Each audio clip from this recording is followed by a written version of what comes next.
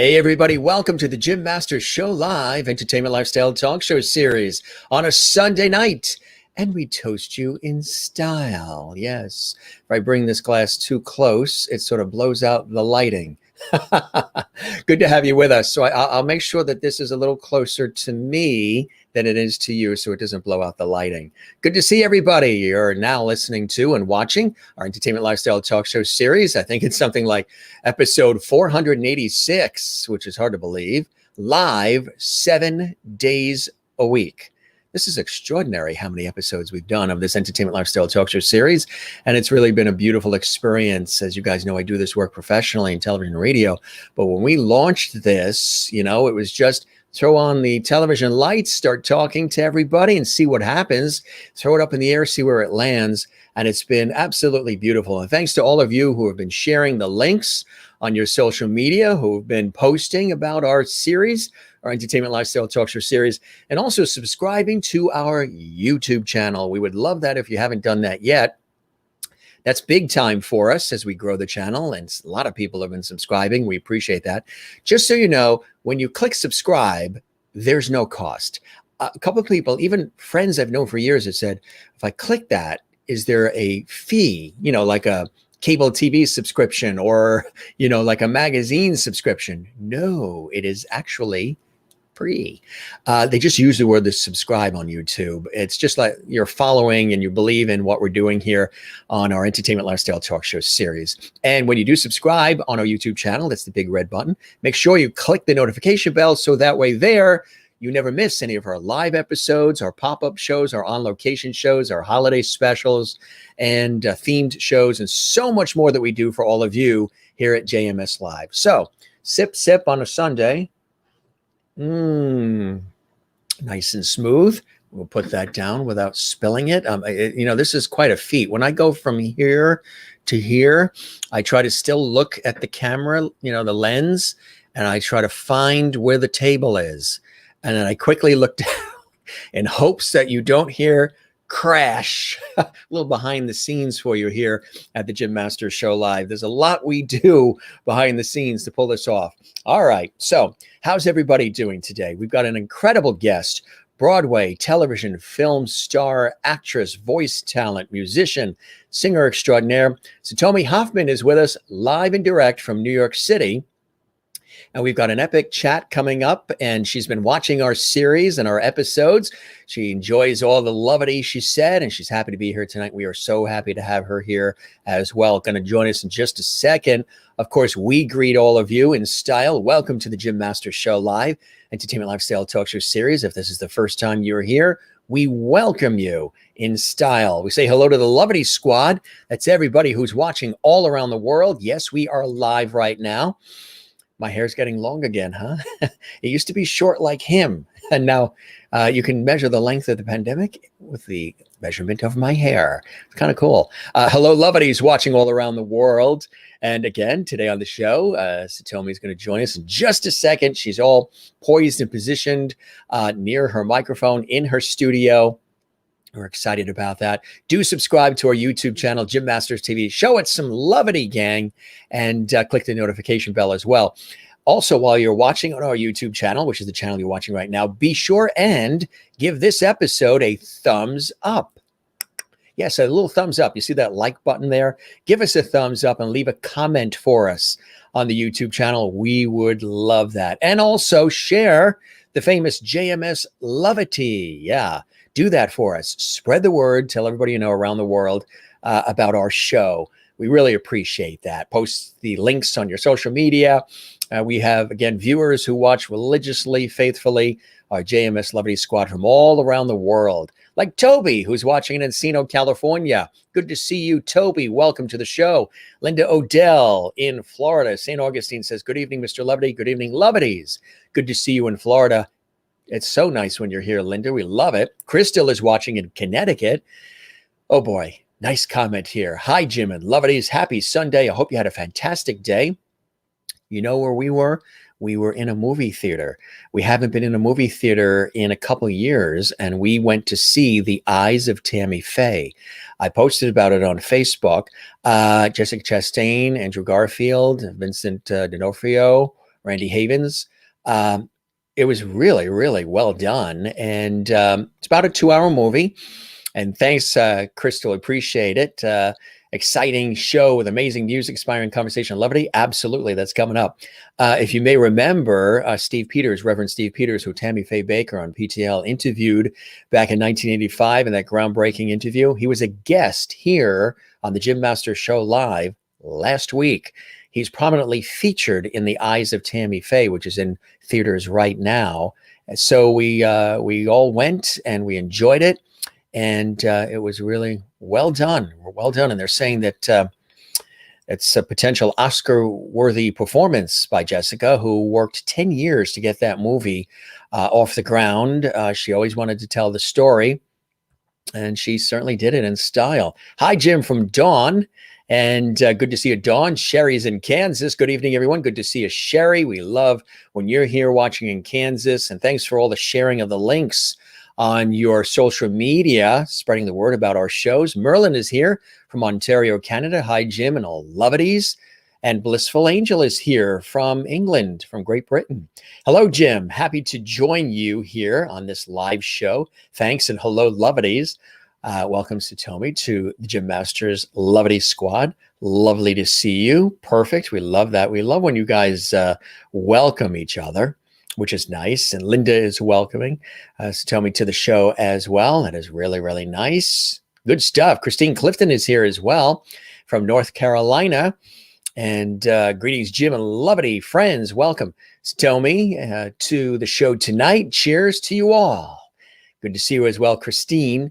And Joan Sando is here. Hi, Jim, and welcome all lovities. Glad to spend the evening with such great people, including the best host on YouTube. Wow. How do we print that out? Can we print that out? As I always say on the show, my father has always said, whenever anybody says something really nice like that, ask them to please put it in writing and address it management.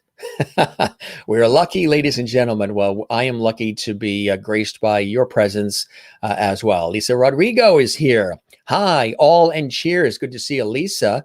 A pleasure to have you here as well. And everybody's saying cheers and welcome. The lovities watching around the world, and anybody who's watching this later on and who is going to be checking this out in our archives. We do save and archive all of our shows. And Linda says that Satomi is a lovity now. Yes, she's worked all her life. She has blood, sweat, and tears put in the A game just so she could be a lovity on the Jim Master Show Live. So she is stoked about this. Of course, every guest is. We all are. She's amazing. And I just want to tell you a little bit about her. I'm sure you've seen her on stage, television, film, so much more. She's a Broadway, television, film, and commercial actress, voiceover artist, singer, musician, composer, arranger, music director as well. She produces music videos for herself as well as various charities, including Broadway Hearts and the recent Broadway non-partisan Make a Plan to Vote campaign. She's a proud cast member of Broadway's The Phantom of the Opera as well. Her credits in television include Bull, New Amsterdam, Law and Order SVU, The Blacklist, and much, much more. Her theater credits are extraordinary too. Midsummer, EFX, just to name a few, 4 Bottles, and commercials. You know, you've seen her in United Healthcare commercials and Smart Water. She's also the founding member of the all-female Celtic rock band Killian's Angels and plays the spoons, piano, guitar, ukulele, bass, and a few other instruments as well. Believe it or not, gang, that is just the short list. She is a go-getter, and she is in New York City, and she is joining us live right now. Let's welcome Satomi Hofmann to the show. Satomi, welcome to the show. It is a pleasure to have you with us today. It's a pleasure to be here, Jim, and thank you everyone for welcoming so warmly. I guess I am a lovity now. You are a lovity, and like I said, all this that you've done in your illustrious career to reach the pinnacle, which is being a lovity on the Jim Master Show Live. I bet your feet are tingling about now, huh? Yes, I think it's actually my rear might be tingling. I've been saying a little too much today, but here's more lovity. Crystal welcomes you from Connecticut and says, hi, Satomi. Welcome to Lovity Hall. And Sherry Larson in Kansas welcomes you as well.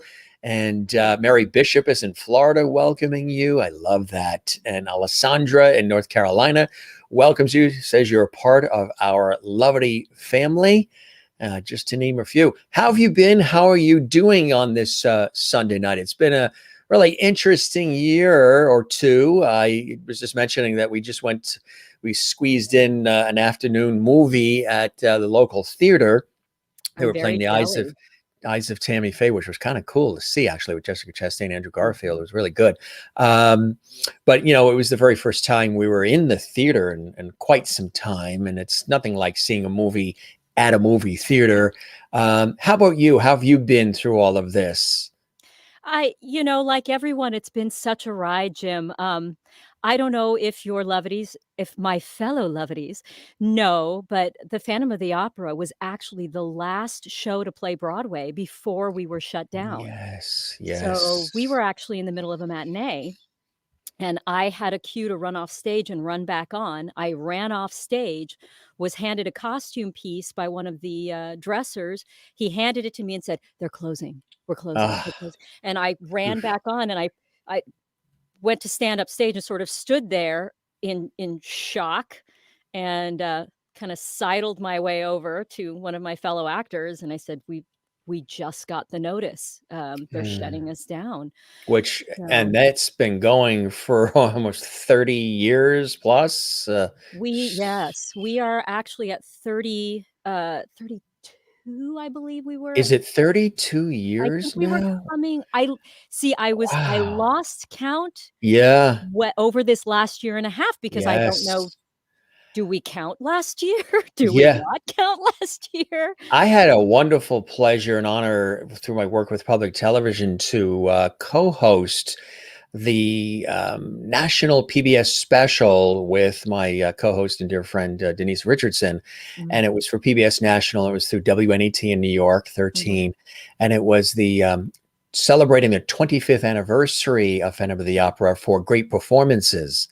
Yeah. And that was an epic special. And we got a chance to film our on location segments, including PBS pledge breaks and things of that nature, at the Majestic Theater. And they had the chandelier sort of lowered behind us. We were standing in the aisles with the stage behind us. It was dark, of course, but they had that chandelier lowered for that perfect camera view. And it was just epic. What has it been like being a part of such a beloved, long running Andrew Lloyd Webber spectacular as Phantom of the Opera? It is heaven. Yeah, Um, the music is glorious, and this story is just sweeping, and it is a joy to be able to just open your mouth and sing that glorious music every night. It doesn't get old. People, always ask me, "How do you do a long-running show?"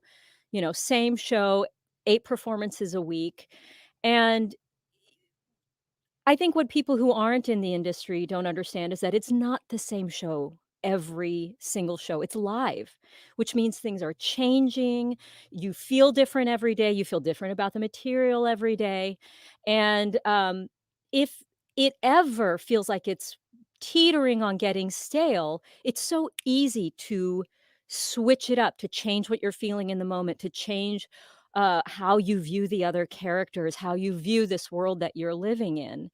And, I remind myself all the time that there are people in that audience who have never seen the show before. And it is one of the most glorious pieces of musical theater, and it is musical theater, it's not opera, for right, people who have right, not seen the show.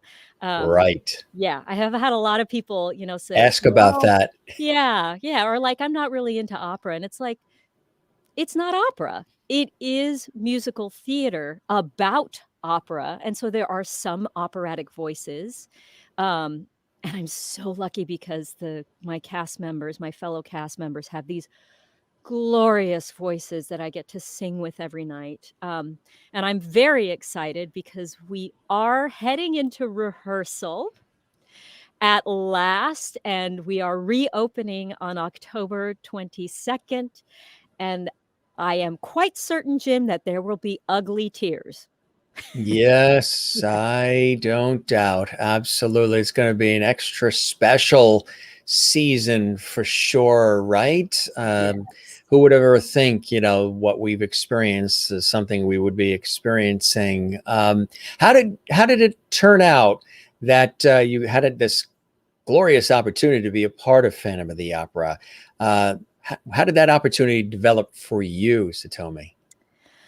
Um, I've told this my career story has always been I call it circuitous because I started out as a musician. And when I say I started out as a musician, classical musicians start studying very early. So 5 years old, I'm at the piano, putting in the hours, and I was on a fast track for going into it professionally. I discovered theater and had to finish out some loose ends in the classical music world, and then started to pursue my acting career. And it took me sort of just kind of all over the place. I did some really fun things. One of them was talk about eventual full circle, was doing effects with Michael Crawford, the original Phantom, Yes. in Las Vegas. And it was while I was in Las Vegas that I ended up being part of the group that formed Killian's Angels, which we'll probably get to later, which is the all-female Celtic rock band I played with for 7 years. Mm, And there came a time when I just missed theater too much. Music will always have, as an instrumentalist, that will always have a place in my heart, and I love it, and I still play, and it's still very much a part of who I am, and I believe it is for you too. I saw that guitar in the sure. background. Yes. Um, Yes. Once a musician. And then, I had been doing, a show in Boston called Respect, which was it's a wonderful journey through music of the women's journey through the music of several decades. And, at that time, it was a little late compared to, I didn't do the graduate from high school and run to New York, or graduate from college and run to New York. Right. Um, this was years later, and, I moved to New York from doing the show out there, and, um, just figured it was now or never. It was now or never. Let me just go see what happens. Right. And I was very, very fortunate because I know so many people, pound the pavement for years. Mm, And it took me about 1 year. And I had auditioned for Phantom, the Las Vegas Spectacular in Las Vegas years before. So I think I was still in their files from then. And my agent was able to get me a call, get me an audition. And so I was able to go in for the agent call. And it just sort of was a right place, not just right place, right time, but it's right place, right time meets preparedness. They always talk hmm. about success is when luck meets preparedness. And it was very Yes. much that case. What was the preparedness like, that preparation? I mean, that you've probably been preparing for that since you were a kid, I would imagine. Pretty much. Yes. I mean, I'm a believer that if something is truly calling to your heart, that no matter how old you are, there is still a venue for that. There's still an opportunity for it, and possibly even great success in it. But I definitely had. God, I really hesitate to call myself a master of any kind because I do consider myself a student always. See, I'm Um, lucky with my last name. I could say that and it's accurate. I can get away with it. well, I don't know. I mean, we could you in the market for a sibling? 'Cause, I could tell me math. I don't know. But, definitely putting in the 10,000 hours, just that practice, and finding what worked for me. That's Yeah. been kind of the biggest journey. So when I teach workshops, or if I very occasionally teach individually, or when I give talks about being successful in this business, um, I always start by saying, you know, your teachers have usually have really earned where they are, and they have really Yeah. good things to say. So take them in, really do it. When they give you that advice, like, really take off all of your whatever fight you might have to it. Try it for real.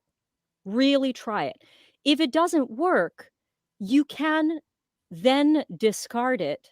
Well, not even discard, stick it in a mental drawer, because it might be that you just didn't get it at that time and later you'll get it. But it's about finding what clicks for you. So whenever somebody comes and say they have all the answers, that's always a red flag for me. Yeah. Yeah. It's Yeah. always a red flag. But when Yeah. they come and they say, "I have a toolbox. I have a toolbox for you to pick through and use from. This is what has worked for me. Try it, see if it works for you." Then I'm like, "Okay, I'm on board." Because What then were it some gives of me the options. right, exactly, which is essential. It's paramount. What are some of those early inspirations for you growing up that sort of pointed you in the direction of this incredible career and journey and work in the arts? Um, well, first I came from a very musical family. My mom did it for fun. She was, Tokyo-born Japanese, and she loved her karaoke, and she would do her little, you know, her dances, and it was just the cutest thing ever. You've never seen anything cuter than when you've seen my mom dancing around the living room. Um, and my dad had actually, he had come over from Germany. He had been stripped of his citizenship by the Nazis when Mhm. he was very young, came over from Germany, and as he grew up, he changed his name to, first it was to Johnny Martin, and eventually to John Hoffman, and, he was a, cabaret singer, and he actually ended up, uh, singing as the boy singer for the Don Arden Dancers in Las Vegas many, many moons ago. Wow, He yeah. He was also a part of a Broadway flop called Flahooly that ran for, I think, 2 weeks on Broadway. I think it has the record for the shortest run on Broadway. Maybe because when they were trying to call in to order the tickets, most people couldn't pronounce it. Pronounce it. So that's what it was. It wasn't had to do with the acting or staging. It was they just couldn't get it across to the box office what they wanted to see. Oh, if only. If only. If you I know what this thing is, it was a very strange show. I It's a always look very for the strange show. positive, you know? Yes, absolutely, absolutely. That So is something. So the musical family, the talent, so you observed them, I'm sure, soaked up a lot from seeing their talent and their way of expressing themselves and connecting with people, huh? Your Mhm. parents? Oh, yeah. Oh, yeah. I mean, even though my dad wasn't doing it professionally when I Yeah, was growing up, you're right. by the time that he had me, he was still doing concerts, he was still singing all the time, and, when I have told this story many times, but what really cinched it for me was I was watching TV, and, this was at now this is gonna sound funny, this was at the height of my classical piano career. Now, classical pianists start very, very young, and I this was high school, but I was competing. I was, you know, being invited to tour. It was very I was at a school that had a lot of celebrities in the classical world who were interacting with us all the time. And I was watching TV, and Stephen Sondheim's Sunday in the Park with George came on, Mm, and I literally flipped past it, flipped back, backed up from the TV, sat down on the floor, didn't even make it to my bed, watched it, ugly cried at the end, and was like, yeah. "I have to do this. I have to do this." Because it's like I have too much on my insides to say with just my instrument, and it don't I'm not dissing instruments. I love my piano, and it is glorious. But having a musical language where you can speak what you're feeling, actually put words to it, was overwhelming for me, the storytelling that happened. And it was Sondheim, of course, so it was very musically complex while at the same time being so accessible. And I knew. And then when I went and I talked to my dad about it. Now my mom had a when I told my mom, she stopped the car in the middle of the road and chewed me out for a minute. Because she thought that I was going to become a concert pianist, period, and that's it, end of story. End of story. Yeah. End of story. And I talked to my dad about it, and he started coaching me on songs. Wow. And the thing he always told me, now I'm not gonna use the word that he used because it's not appropriate for broadcast, but he would say, "Satomi, tell the booking story. Whatever you do, tell the story. That is your number one priority." Yes. And I think that's that is what drives me when I'm performing. I don't care how beautiful you sound if you're not connected to it, because then I'm snoozers, goodbye. Right. If you're telling the story, you can be a less than perfect singer. As a matter of fact, sometimes the emotion creates those imperfections that makes it so special and so magical. Hmm. So that's always sort of the foundation of whatever work I'm doing. And that's usually the response I get from people is when I do a song, whether it's with my band, whether it's on the stage, whether it's at one of my cabarets or a concert or for my friends here on your show, um, there's always some kind of story behind it that I am telling. And, I think that's what helps me, as you say, connect with people, because that's what it's all about, right? That's truly, really what it's all about. Yeah. Absolutely.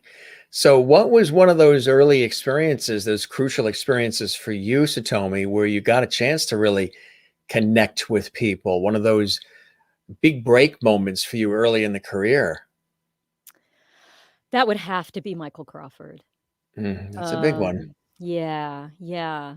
I, uh I flew out to Vegas.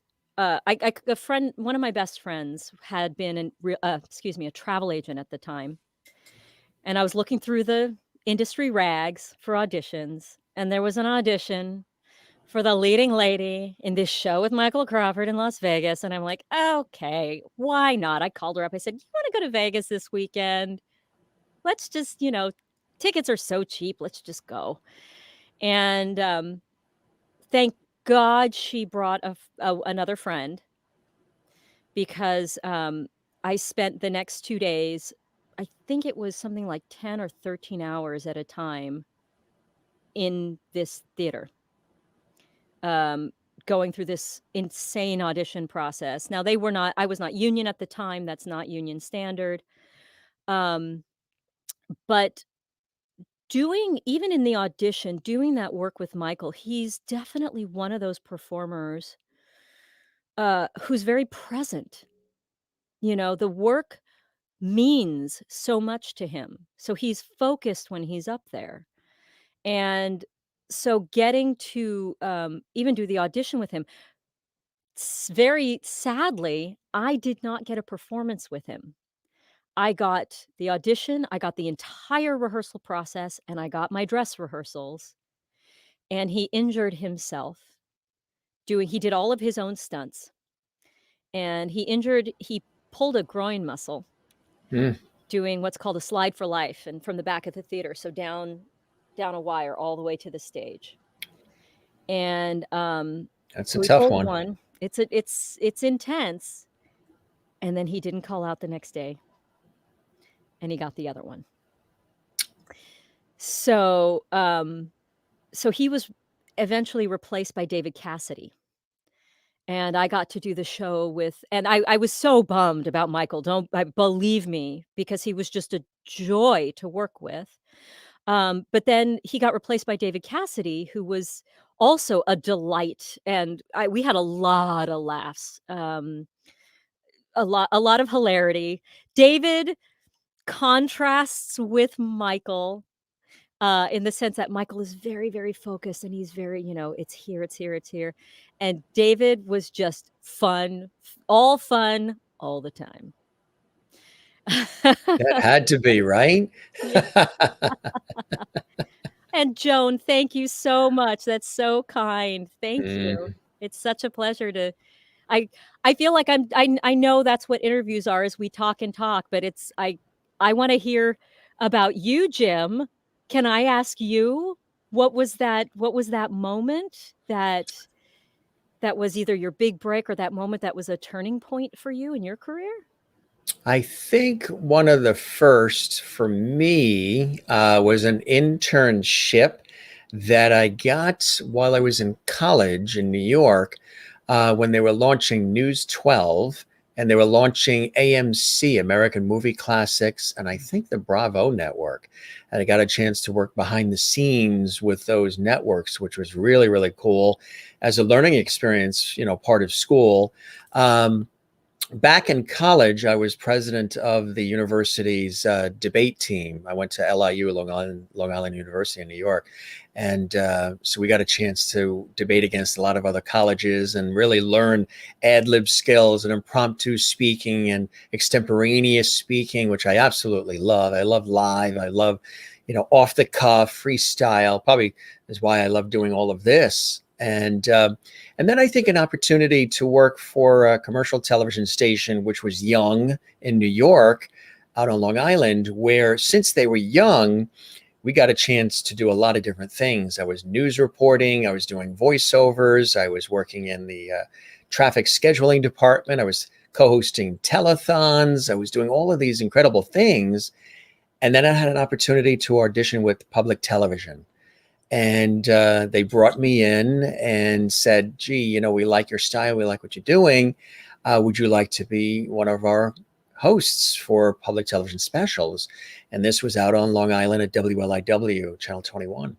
And from that point forward, I just really, because in addition to loving this work that I do in television and radio and film stage, I was studying architecture as well. I was going to be an architect. So I love design. I love architecture. I'm a green thumb gardener, like anything where there's an opportunity to create. So I still love all of that. But that bug of wanting to communicate with people, I'm always looking for ways to inspire and uplift people. And I used to be that kid that would be in the house with the Panasonic cassette recorder and the little microphone interviewing the relatives like Mr. Little Reporter. And we did plays in the garage at the house out on Long Island, and plays in the bedroom, my sister and I, and we just, so it was always sort of there. And I got a chance to tour a television station when I was a kid. And I said, wow, I like this, all this live action, all these cameras, all this color and this excitement. Plus also, I liked the relationship I saw between the people that were on the air at the station and the community. The way the community thought about those people that they saw on the air, either a news program or a entertainment show, whatever it was, the weatherman, whatever it was, the relationship that they had. So I said, what a wonderful way to have a relationship with people and to hone your skills and be a communicator. And that was to go into broadcasting. So for me, I studied it in school and I've stayed with it ever since. And it's just continued to roll. And this show, as we were talking before we went live on the air, is really an extension of all that work because of the different things I've done. Pandemic hit and I said, why don't I flip on the switch? I wanted to do this for a long time. Why wait? Sometimes you wait till everything is perfect. I'm the worst when it comes to making demo reels. And in this industry, like, you have to have them because I keep saying, and people will say, oh, that was great. That was great. You nailed it. That was terrific. And I'll be like, but but the next one I do is going to be better. And that's what I'll put on the demo reel. And you keep waiting to do that and perfecting that demo reel when you should just really gather all that stuff, get somebody's eyes and ears with you so they can filter through it too, and have them help you build that demo reel. Because if you just rely on yourself, you'll always try to top the last thing that you did. So for me, I don't know about you, because I know you've had demo reels done. Demo reels, because you're taking all of this and making it a finite 3 minutes. It used to be 15 minutes when I was in college. You could send them. Now they only want 2 minutes, 2.5, 3, if even that. Difficult, because you're like, well, what do I choose? Well, do I put the best stuff first, the best stuff last? Do I wait? Oh, I got this next thing coming up that's going to be huge. Maybe I'll wait and I'll put that on it. You ever go through that dilemma? Absolutely. I thank my lucky stars that we are in a world where I have, Logic Pro, and and Yes. our iPhones have great cameras, and you know, it- because I am a perfectionist as well, Mm. and will make myself nuts on a self tape because I want to make Oh, sure the that I get it right, right, self-taping right. now. Yeah, Yeah. that's a whole new world. Do you like it? I hated it when I started, and now it's my favorite way to audition. It is my favorite way to audition because I'm in control of my environment. I get to check it, see if I like the way that I'm doing it.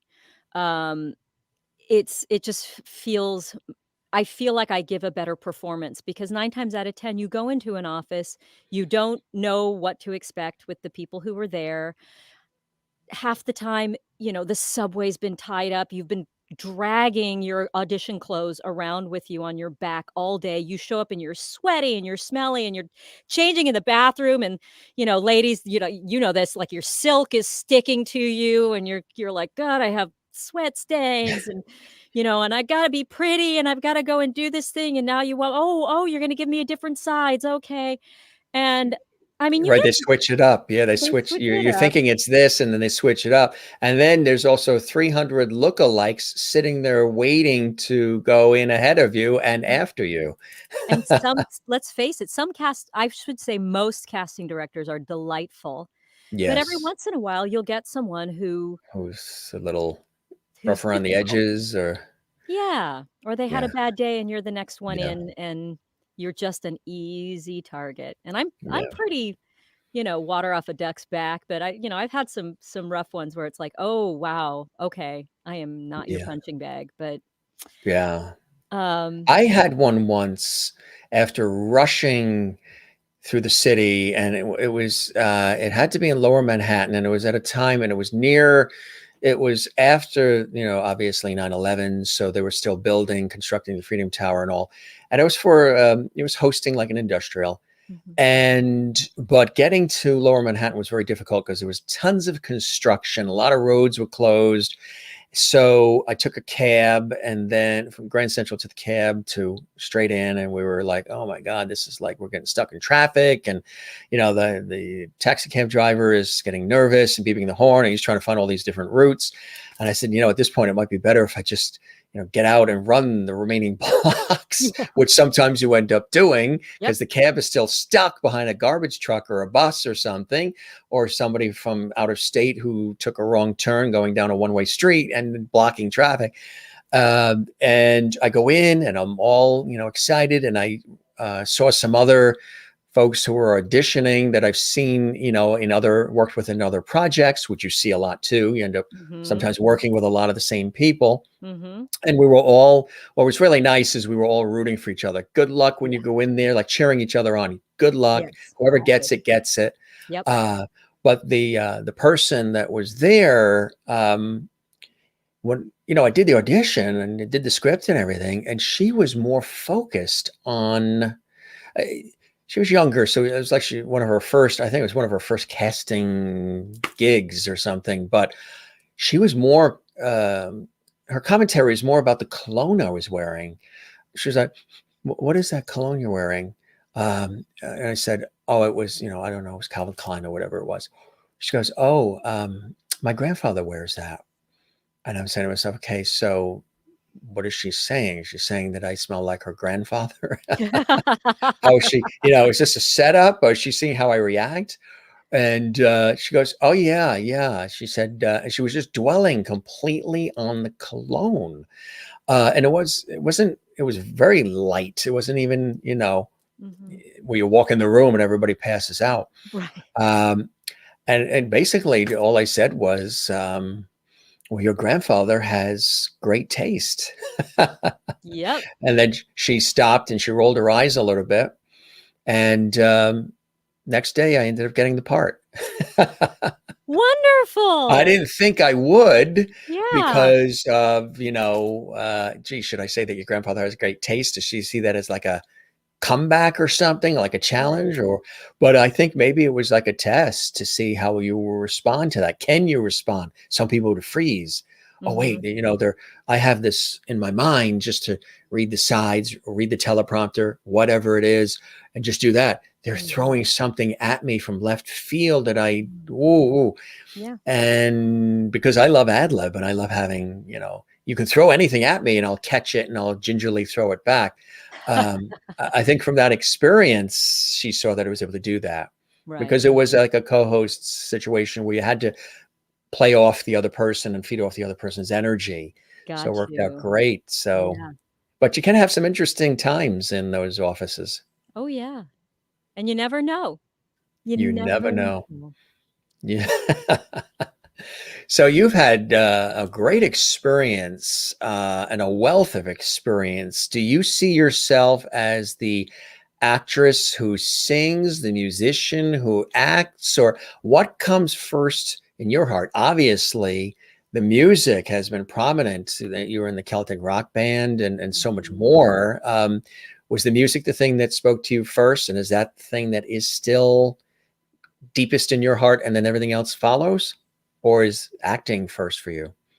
Gosh, that's a really good question. And it's one that I actually haven't thought about because when I was coming up in the business, it was at a time where you had to choose, you know, Yes. um, You couldn't be everything. you couldn't be everything. You had to be, you're either going to be a musician or you're going to give it all up to be an actor, Yes. or you're going to give it all up to go and be in a band. And um, I remember that never sitting right with me. Mm, Constantly being like, I want to be all of it. Why can't I be all of it? I don't understand why I can't have all of that as part of who I am. you don't want to be boxed in, right? And just pick one, right? Yeah. Well, especially because to me, they are so intertwined. Yes. Yeah, they are. When I play music, as we talked about before, I feel it. Um, and when I had started singing, my piano teacher instantly said, this is going to help your piano because you're going to sing through it. You're going to be feeling those lines, those musical lines through. And then, of course, as a singer, when you become an actor, it changes how you sing a song and how you interpret a song. Um, and then if you're acting and you're not singing, if you're doing like a legit play, there is a musicality to it, and there are Yes. lines there's a rhythm to certain things that will make it land. If you listen to speech in general, it's extremely musical. It's how we communicate. So none of these are really separate skills. Um, I mean, music was first, singing was second, acting was third. Um, but I would hope that for the rest of my life, I get to do all of it, Hmm. you And know? you've found a way to master that, haven't you? Which is quite amazing. Well, we're very lucky because 'cause we're in a time that it's much more accessible to be that and to Yes. do that, and people accept it, um, and celebrate it. And, it takes that first person. I think one of the early ones was actually J.Lo, Jennifer Lopez, who made a huge splash on the pop scene and then started started acting and had this incredible film career. I mean, we had that years and years ago in the heyday of the movie musical. You know, we had our Sid Charises and we had our Fred Astaire's and our Gene Kellys and our Danny Kays and um, you know, these wonderful actors that were able to do it all. But as that became less popular, um, we ended up with this weird sort of separation. Like all of a sudden, it wasn't acceptable, at least in the professional uh realms, because they were like, well, you've got to focus on one of those if you're going to be On one. successful. Yeah. Right.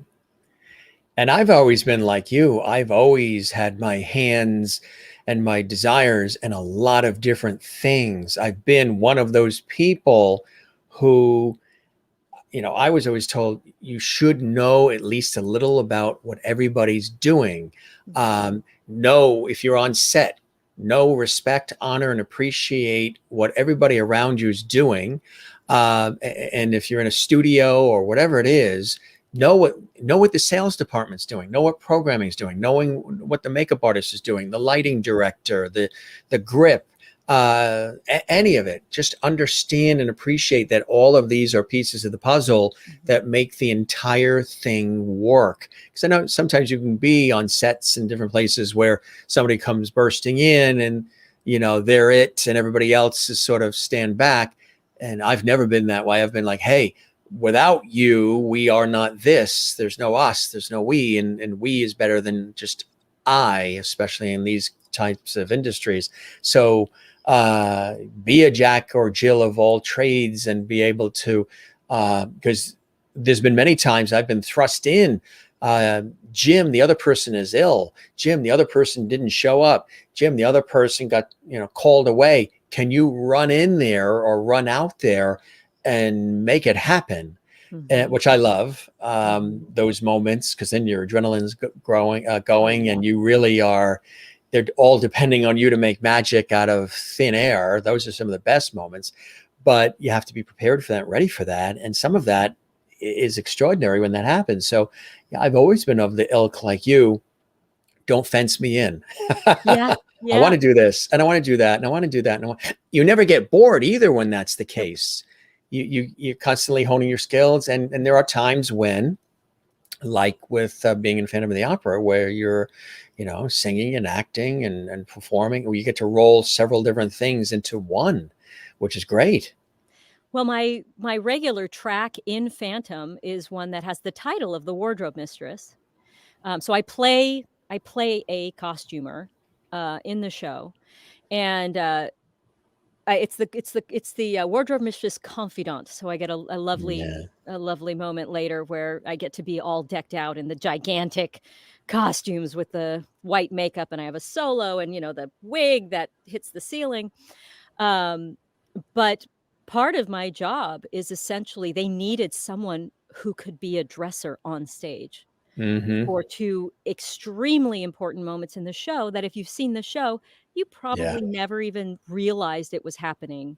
It was just this transformation. Yes.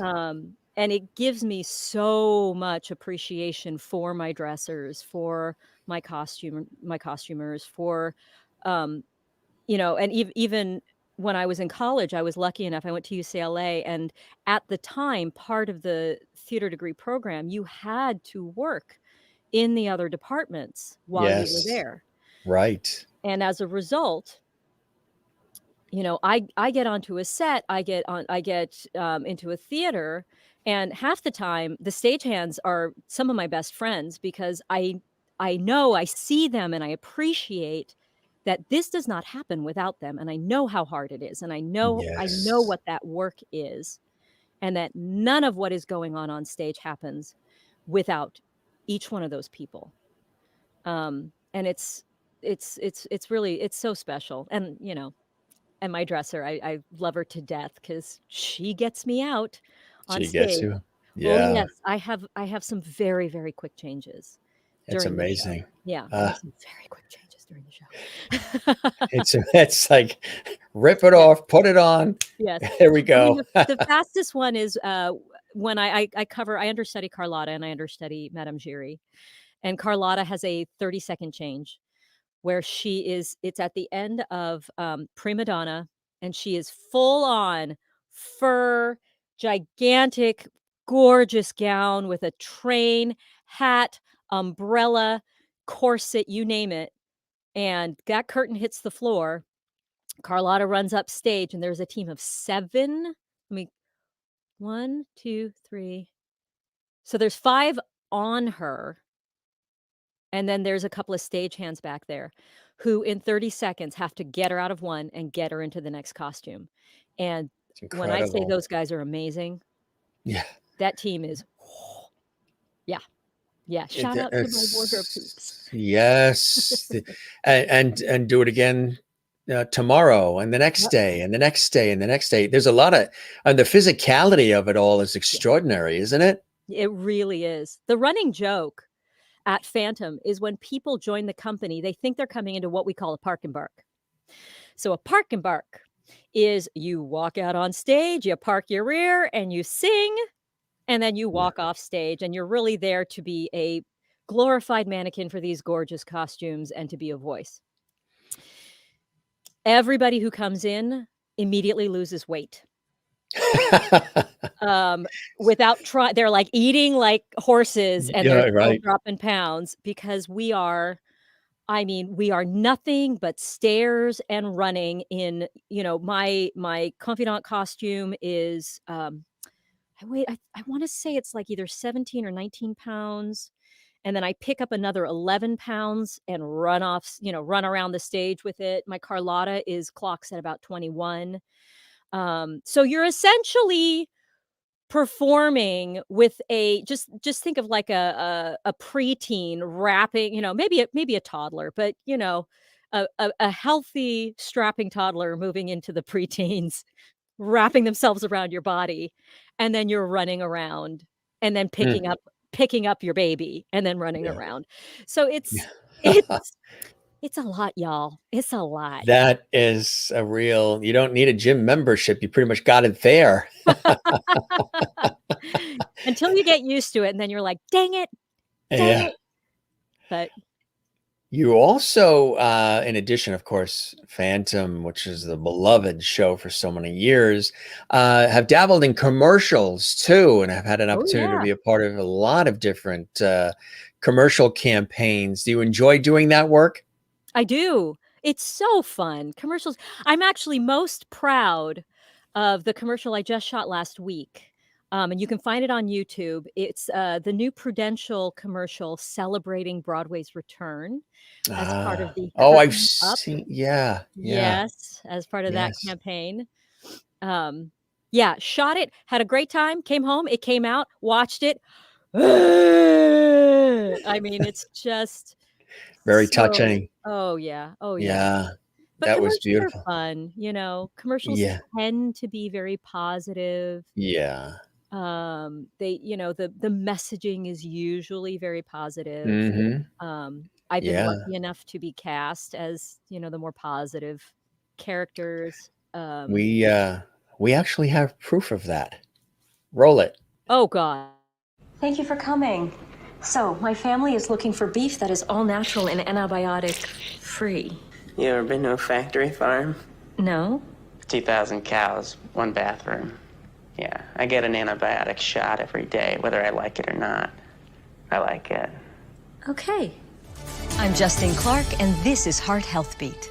Omega-3s are important for heart health, but most of us don't get enough through diet alone. So we take supplements like fish oil. But did you know that there's an alternative? It's called krill oil. Welcome back, agents. Your simulations have given us vital understanding of the computer viruses threatening us today. I'm talking to our system engineers. It seems that the 2 malicious computer viruses have attacked our own servers. Supplements are a great way to get the omega-3s we don't get enough of through diet alone. But fish oil can have a fishy aftertaste. There's an alternative, krill oil.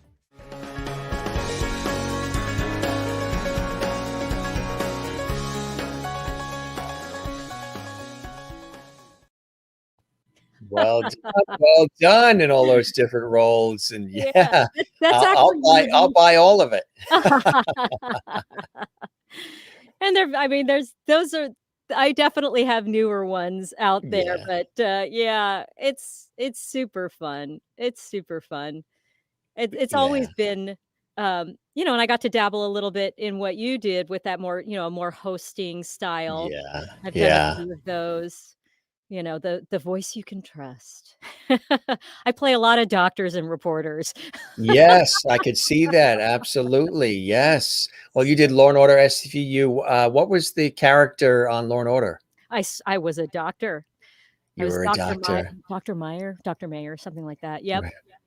They had me as a court reporter when I got a chance to do it. It was a lot of fun, and it was a random situation. Central Casting just happened to call and said, "Jim Masters, can you be here in Lower Manhattan at 6:30 a.m. Mhm. tomorrow?" Mhm. Oh, yeah. And when Central Casting calls, you say, "Yes." Yes. Yeah. But yeah, I mean, it's great when you get a chance to do all of that. It just adds to the versatility, Yeah. and you work with a great crew. And Mhm. speaking of great crews, we have got a couple of cool photos I want to show everybody. Oh Tell us gosh. about this. Oh, well, this was a wonderful performance that we had of the Vagina Monologues at the Yes. Tarrytown Music Hall, um, to benefit survivors of abuse. So, if I remember correctly, the charity was My Sister's Place, and we had a wonderful, wonderful group of women that came together to donate their time and perform this show. And I was very, very fortunate to be able to perform the final monologue of the piece, which is I was there in the room. And it's the Mm, perspective of a woman being there in the room, watching a baby come into this world. And wow. all of the grit and the dirty and the real and the goopy about it, and then within all of that, the beauty and this life. Yeah. And that was directed by the wonderful Gina Lamparella, who's a fellow actress and a rather accomplished director as well. So Nice. Yeah. It's nice when you get a chance to work again with a lot of people who, you know, put in 110% and believe in the project and what they do. Here's another cool shot. Look at this. We did our digging. yes, you certainly did. And there's that 17-pound dress, Yes. and you add the wig and everything else. It's a hoot. That one actually was built for me for the 25th anniversary, Mm. and it was, ooh, I want to say it was $32,000 to $34,000 to build, Wow. because those are specialized garments. Hmm. There are only a few houses in the world that build pieces like that. And it's layer upon layer, and it takes months and months and months to build. And you feel like $1,000,000 when you're in them, let me tell you. I'm sure you do. How Yeah. long does it take to get in it and then get out of it? It takes about 10 seconds, Right. That's maybe right. about 3 to get out of it, 2 or Yeah. 3. Wow, that's amazing. Yep. I actually have to get out of that entire outfit at the end of Act 1.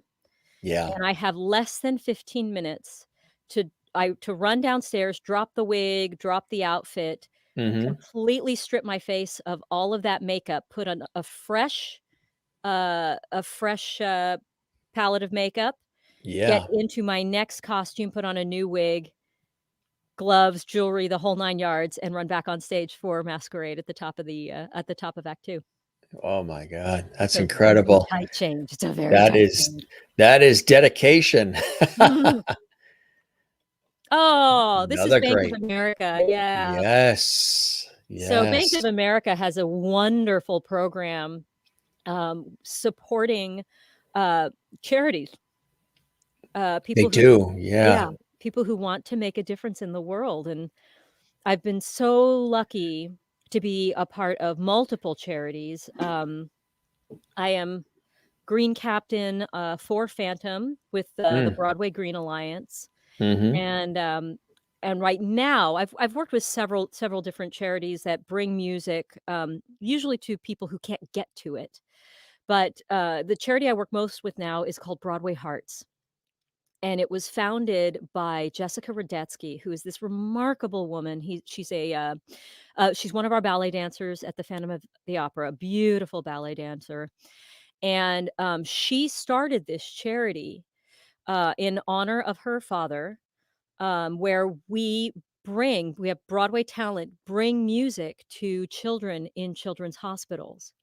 And up until the pandemic, we were doing it all live. And of course, once the pandemic hit, um, she's a problem solver and made got in touch with the hospitals and said, how can we make this work? And so we do visits over Zoom, we take requests from the kids, we do Broadway bingo, we do sing-alongs. And one of our major programs, which will be launching now that we're heading back, is so what Broadway Hearts looks to do is we're not just supporting the kids while they're in the hospital. We're supporting the kids and we're supporting their families, because when we are focused on those kids who are in there, oftentimes the families are forgotten and they are going through it with these kids. And it gives everybody a chance to sort of forget for a while and, you know, calming the nervous system and finding joy and happiness, and even if it's moments of it, is such a huge part, chemically speaking, of Yes. the healing process. And keeping your brain in a healthy place, or at least giving it a shot to even get there and release, is just a massive part of healing and of recovery. Um, After the kids leave the hospital, bullying is actually very weirdly prevalent because they've been away from their peers. They come back. Some of them still don't have hair. Some of them have some visible challenges. And then for some of them, it's just they've been essentially in isolation and all the focus has been on them in Yeah. not the best way and in the oh my Right. God, you're gonna die kind of way, where there's a period of time where they have to sort of shed that kind of that constant, this one goes to 11 panic that they've been living in. So we have a program um, where we pay for a year of lessons in whatever art form the child chooses. That's And we pay for the fantastic. supplies that come with that. So if they want to paint, they're going to get their paints and brushes and a teacher who will teach them for the next year. Piano, we can't necessarily buy them a piano, but if we have the funds, we'll get them an electronic piano. We'll get them a guitar, whatever it is that will feed their souls, and B, it opens up communication venues with their peers. Mm. That gives them something to talk about and something to share and something to then relate, since they've been out of that relatable space for as long as they have been. So Mm. I really believe in this program. You all can check it out at broadwayhearts.org. We have a Very beautiful. channel. We create videos. I've produced videos specifically on request for patients. So we have had all kinds of big names from Broadway in it. We've got Tamar Green, who's playing George Washington in Hamilton right now. And now I'm blanking on names, but we've had Ali Ewald, one of our Christines on Broadway.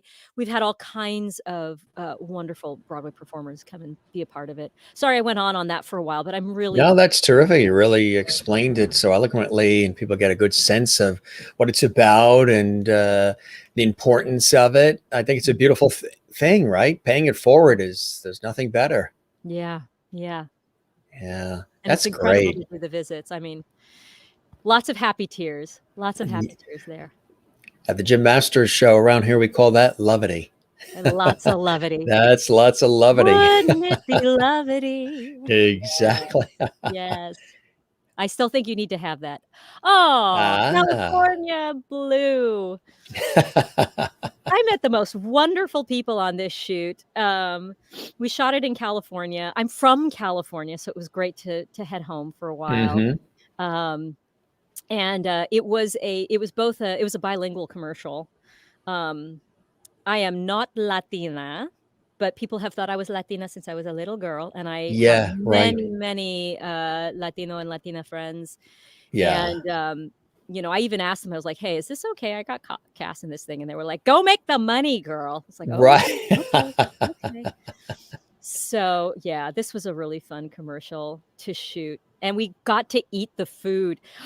Oh, you did? Yes, they brought in because they wanted authentic food, so they brought in this local chef who created this incredible meal of, like, fresh tortillas and carne asada and Spanish rice and it was a spread. It was a spread, and they're like, "We want to see you guys eating this." So I'm like, "Okay, don't Okay, no tell me problem twice." there. Sign me up, right? Never been so well fed on a shoot in my life. Wow. Wow. That's what you call craft services, huh? Heck yeah. Heck yeah. Wow. Oh my God. Here you are here. Oh gosh. That was, I that might have been Law& and Order. I can't remember which Might have doctor I been. was playing that time. Yeah. That might have been Law& and Order, and that's sort of a before and after. That was me being sleepy Yes. because, as you said before, some of these things shoot, like, way out in Brooklyn, Yeah. and, they're like, "Yes, we'd like you on set at 5:45 AM, please," and you're just Yeah. like, "Oh god, baby Jesus, give me strength." Um, so that was FBI. now, interestingly enough, so I've shot twice with FBI. I shot with FBI, and then I later shot with FBI Most Wanted.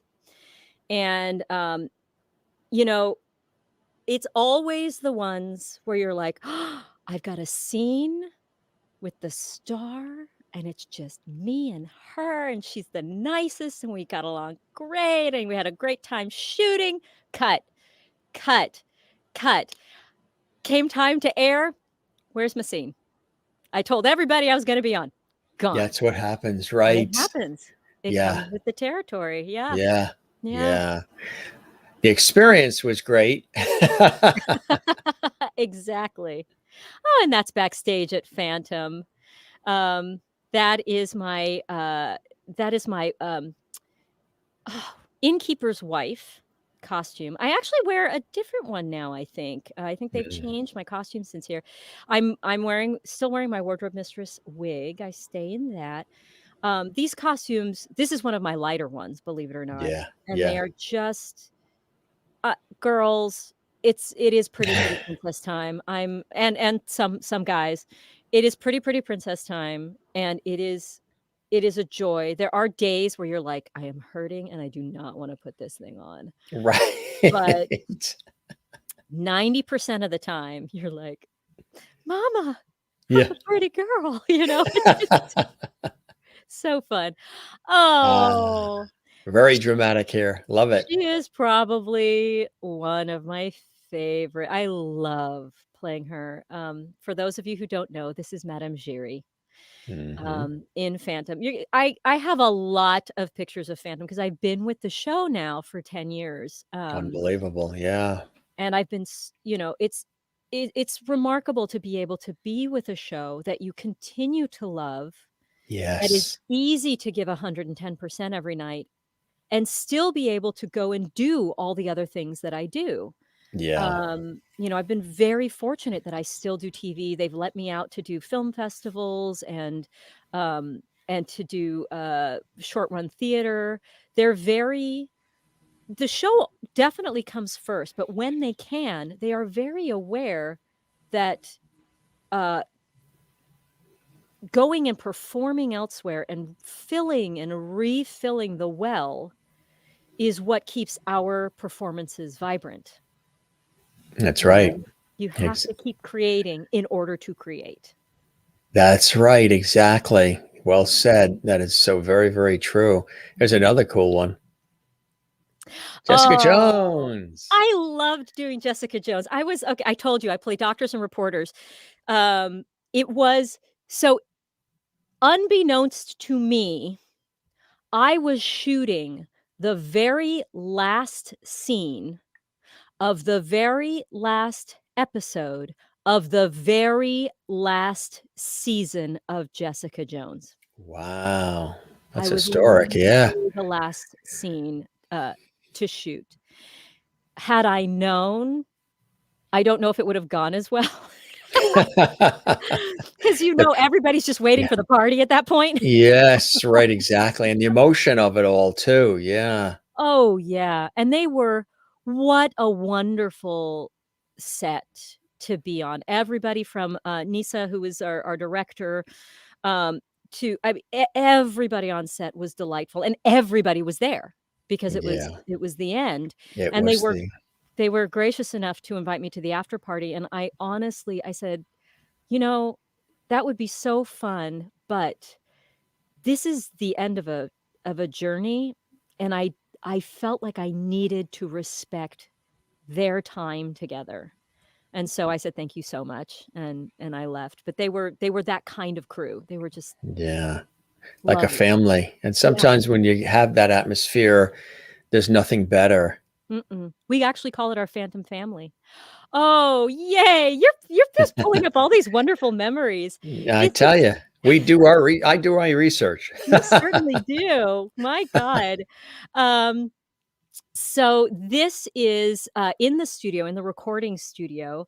Um, every year for Broadway Cares Equity Fights AIDS, we record um, a CD. The Broadway community comes together and each show records a song on a CD called Carols for a Cure. Hmm. And all of those funds go toward Broadway Cares Equity Fights AIDS, who also partners with the and I can't believe I'm blanking on it. I know this so well. It's Yeah. a breast cancer foundation. It's a women's health foundation. Okay. I'll Yeah. remember it. I'll look it up. Yeah. Um, and I've been fortunate enough to have written one of the arrangements one year. No, excuse me, twice. Twice. Mm. I wrote the arrangements for the songs, music directed one year. And these are my fellow cast members. So from left to right, it's Michelle McConnell. Leaning down in the front is Michelle McConnell is one of our former Carlottas. Glorious voice, holy smokes.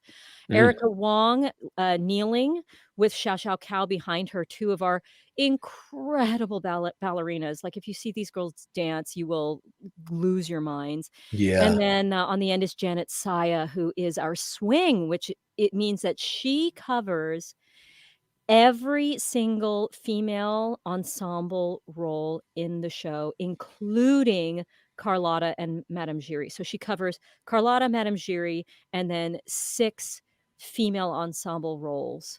And then she just gets plugged in whenever they need her. That's incredible. It's an amazing group of women. I love this shot. What you talking about, Willis? What you talking about? This was a lot of fun. I don't, getting your headshot, this is part of a headshot shoot, and getting your headshots done can be excruciating. And I was Yes, lucky it enough can to be. Yes. Oh, yeah, don't you know it, right? Yes. Because it's a completely different animal. Mm-hmm. Getting your headshots done it's not performing, it's something else. And this wonderful gal named Autumn Stein did my headshots. And when we started, she was like, "Put on whatever music you want." Mm-hmm. And I was in a mood, and I was just in a mood. I said, I really want to play Neverending Story. Yeah. And she had never seen it and had never heard the music. And I was like, "All right, you might think it's cheesy. This is some throwback." Put on Neverending Story. She is like bopping around. She's like, "I love it." And I was like, "We're going to get along. We're going to get along." So That was instant. yeah, we just had a great time. We had a great time. I actually love this shot too. It's That's very a cool neat. one. Now, this was a special moment, wasn't it? Oh, yeah. Oh, yeah. Hal Prince. Yeah, 30 years. This was 30 years of the show. And you know, I am so blessed that I was with the show while he was still around. Hmm. You know, he only passed away a couple of years ago now. That's right. Yeah. And there was a beautiful, beautiful exhibit over at Lincoln Center celebrating him and his work. And if you're not familiar, if your listeners are not familiar and watchers are not familiar with Hal Prince's work, look him up. Every show, every Broadway show you've ever heard of, Yes. he was at Hmm. the helm of the sucker. His, West Side Story is one of Hmm. his. I mean, it's just he is, and he partnered with Stephen Sondheim for years. He's just remarkable, and getting to work with him because he would come to the show. He'd watch the show every once in a while, and then you'd hear him at matinee, and he'd get on the God mic and show's looking good, kids. We're gonna have a rehearsal tomorrow, or no rehearsal. We were always his kids. He was always warm, and he had this way, and it's what makes me realize what makes a fantastic director. You'll have some directors who talk around something a lot. They spend a lot of time talking about it, talking about it, talking about it. It doesn't make them a bad director, but it's like you can sort of hear them gathering their thoughts and figuring out how to say it and figuring out how to communicate it. Hal would look at you and he'd say one sentence or sometimes just a phrase, and you'd be like, "Oh, gotcha." He knew how to create pictures in your head and just beam them to you.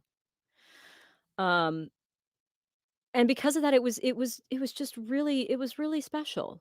It was really special. And he'd bring his grandkids and he'd bring his kids. And, you know, uh, actually the first time I saw the show after getting the job, he's got seats that are his own in the theater, and I got to sit in the Hal seats. So it was sort Wow. of like, I'm gonna That lean is in. This is special. where Hal Prince's butt has rested. I'm gonna sit in the greatness. Yeah.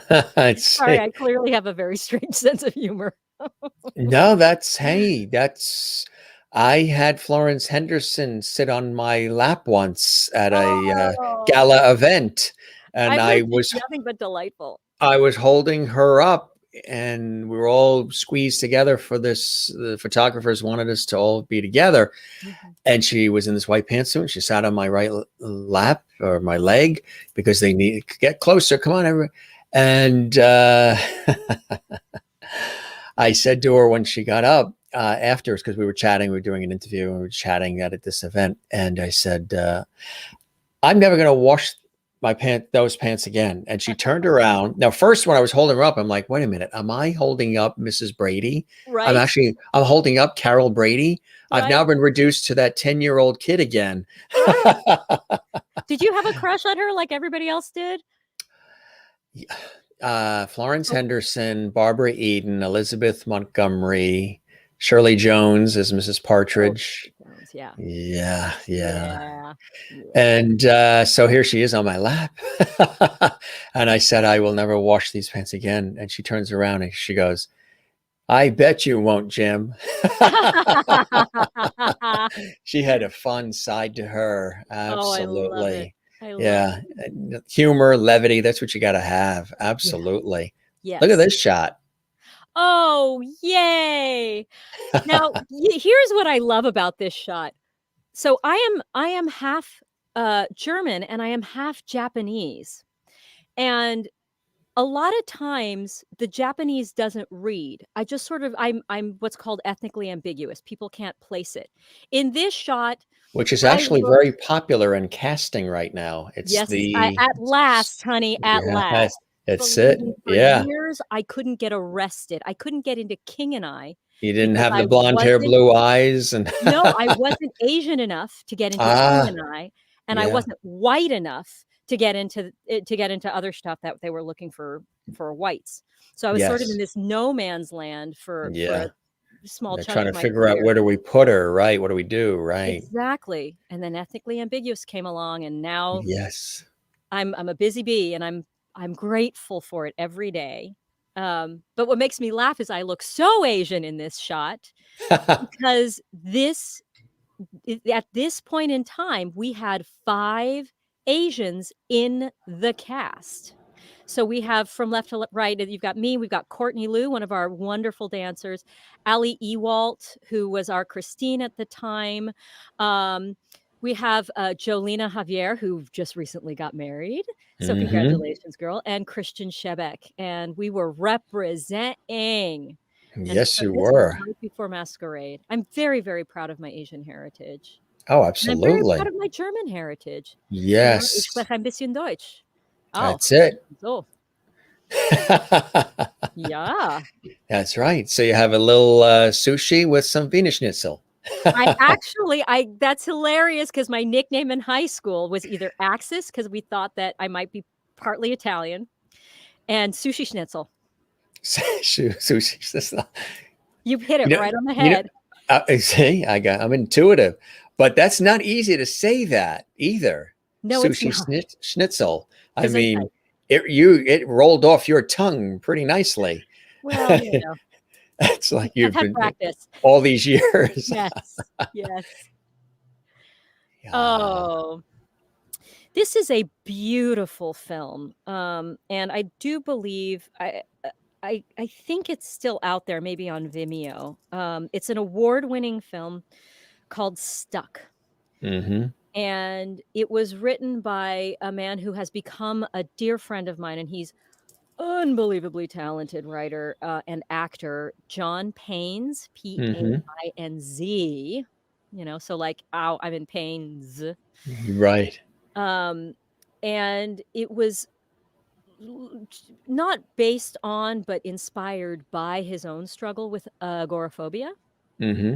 And so I played the therapist that sort of walked him through taking those steps out the door. Yeah. And it's a really, this film has such a special place in my heart, and it was really well received. And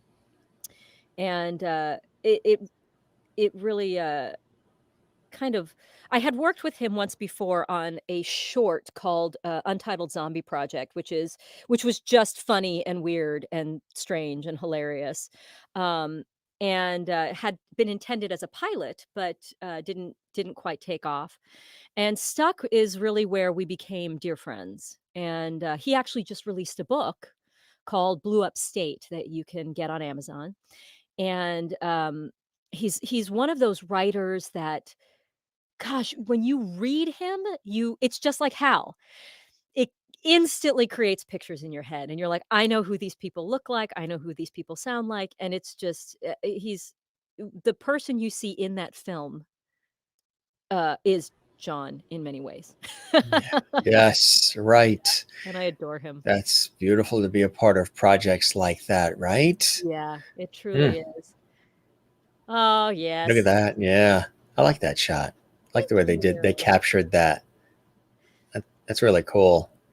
I can't remember who took that shot. I want to say it's Greg Mills, who's one of our cast members, but I'm not. Yeah. I can't be certain. It's really cool. I've been asked many times about makeup.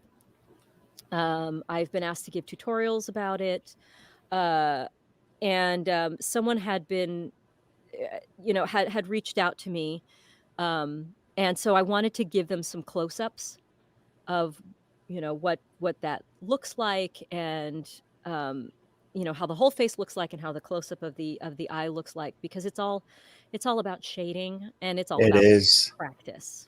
Right. Getting your hand steady and learning how the makeup behaves in your hand.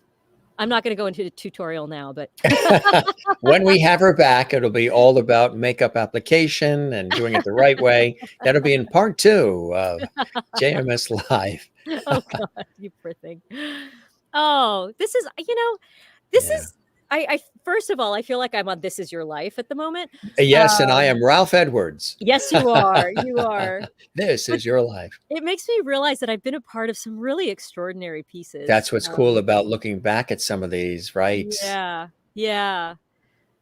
This one is actually based on a true story. It was written by Christopher Stadoulis, who is a former New York firefighter. And he has 2 kids, and one of them is autistic. And so this film was based on his journey and his struggles. And he had struggles with alcoholism, and it's been long enough that I can't remember. It might have been drug addiction. Prescription pills. I cannot remember, and I'm so sorry. Sorry, Chris. Yeah. It's been a few. This is, but a severe addiction. Yeah. Yeah. Yeah. And him, finding his way out of it to break through for his family and for his kids. And I played his wife in this film. So very riveting, very emotional. Yeah. Yes. That scene in particular, I actually got really sick after shooting that scene. Did you? Yeah. Yeah. And I think it was freezing out. It was absolutely freezing out. But B, I think when you put yourself through that level of emotion, because at that point our son had gone missing. Yes. And you put yourself through that kind of emotion over and over again, add to that the physical environment of that. And sometimes the immune system goes, all right, that's enough. Okay. Thank you very much. We're taking a break. We're shutting down. Go home and go to bed and have some chicken soup. You're not shutting you down, so we're shutting you down for you. Right. As the body does. As the body does. Yes, yes. This is getting ready for Carlotta Giudicelli with Jalen Riggleman, who's a wonderful, he's not with us anymore. I think he actually went on to do, I actually ran into him on a TV set. Did you? Yeah. I walked into the hair room and was like, what you doing here? Yeah. Who's an incredible stylist. And this is getting ready for Carlotta's Masquerade.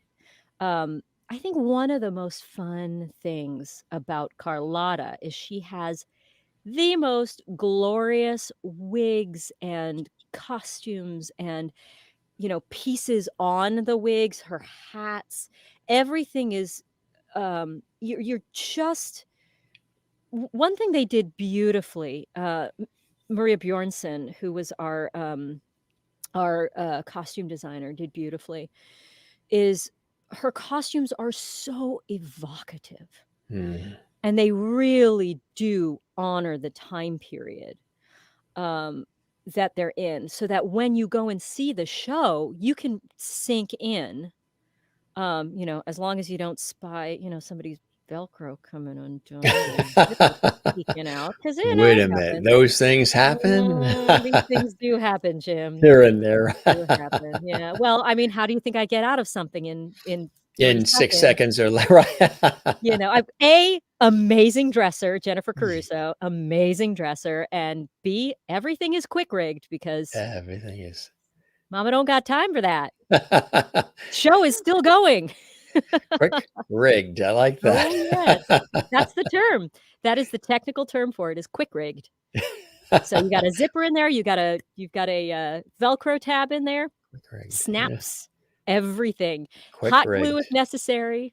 I mean, again, as wardrobe mistress, hot glue if necessary. anything that, I mean, I've literally had to go on stage before as wardrobe mistress with my safety pins. I keep safety pins in my pouch. Thankfully, it only happened once, but I'll be out there and, safety pin somebody into a skirt that's come undone.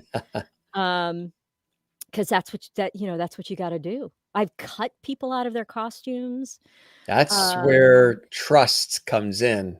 They trust you. Well, they didn't know what was going on because, I had, all of a sudden, it was an emergency and I had a, pair of scissors as big as my forearm with a bright blue handle. And I just hid behind her because the costumes are so huge. And Sherry Larson-esque duct tape. Has it ever come down to that? You know what? Let me think.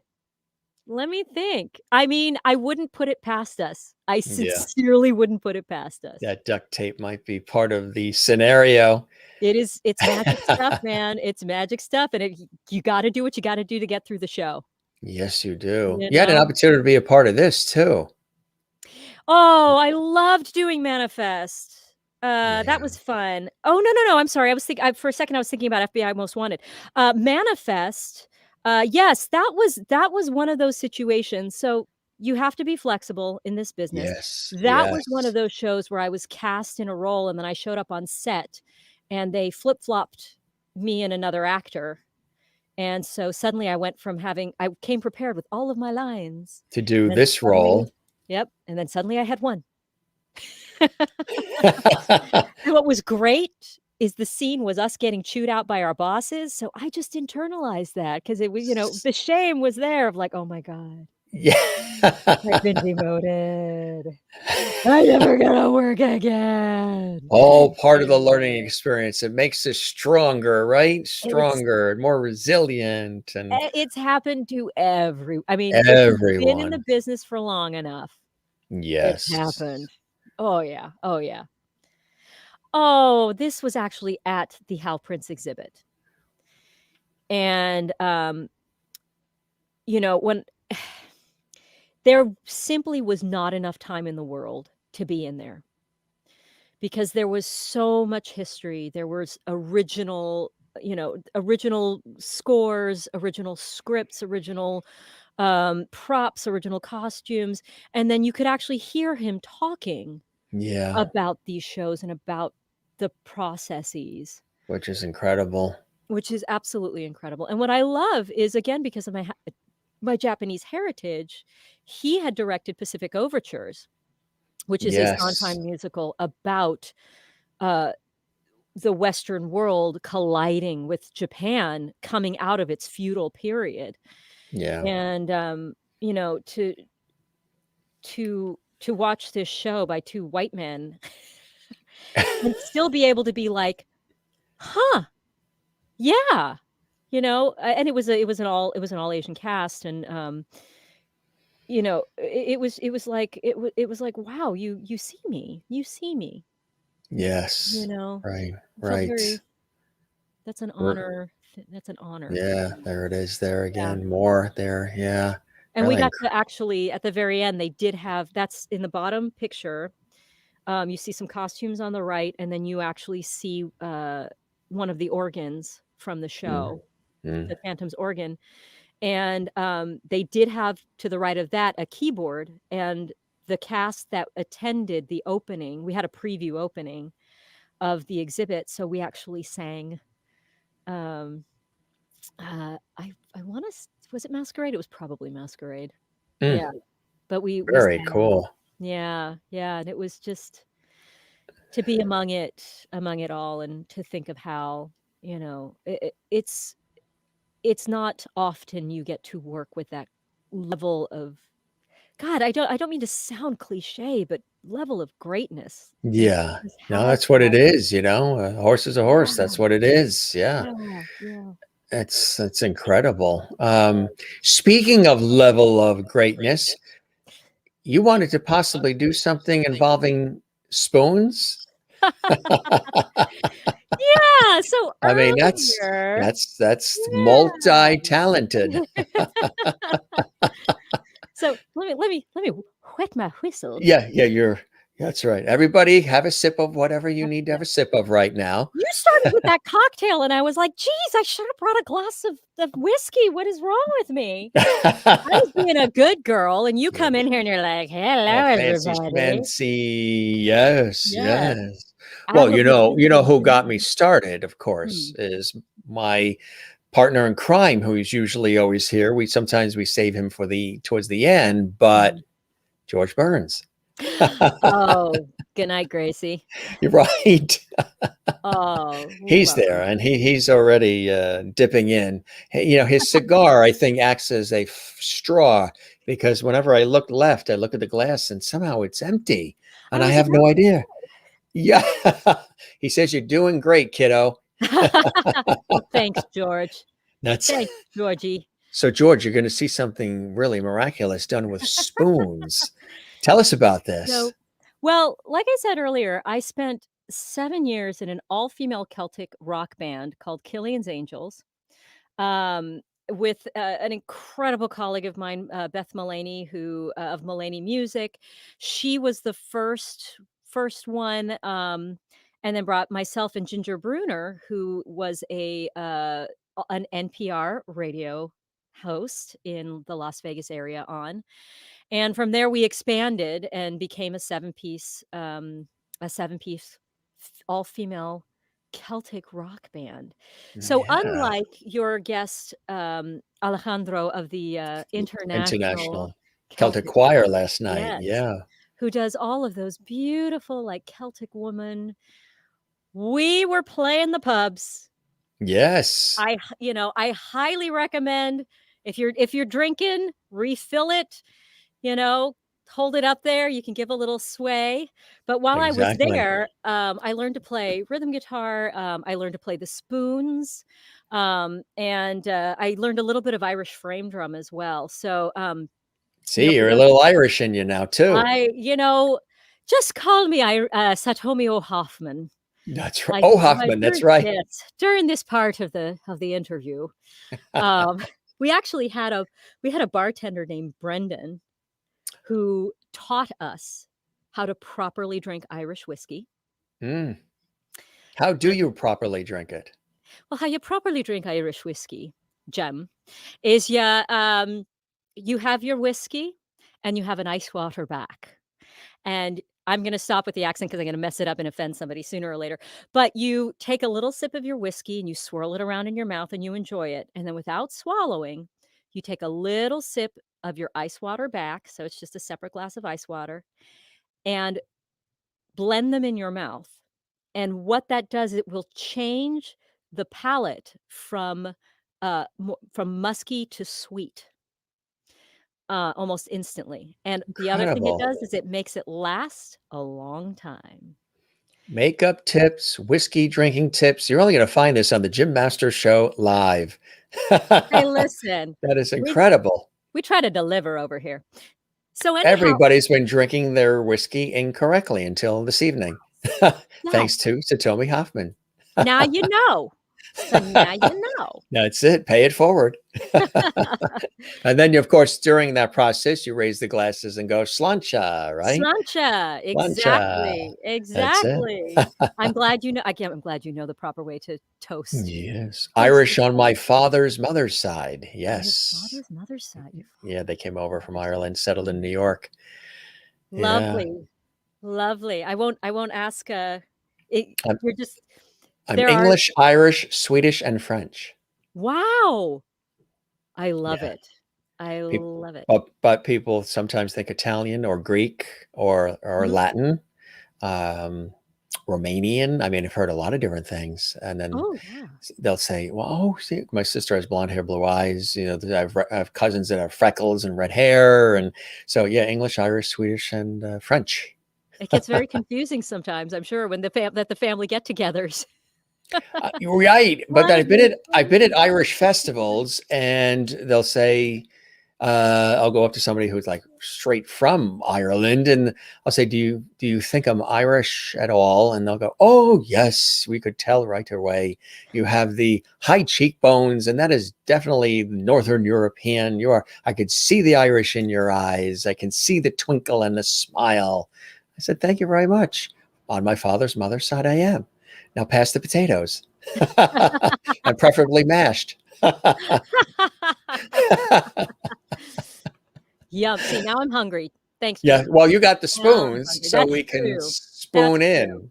That's true. So, So I'm actually gonna ask for all of your help out there. No, yes, I can't hear you, lovities. but levity, just, give me some of the levity and do this at home with me because Irish music is nothing but participatory, Yes, it is. right?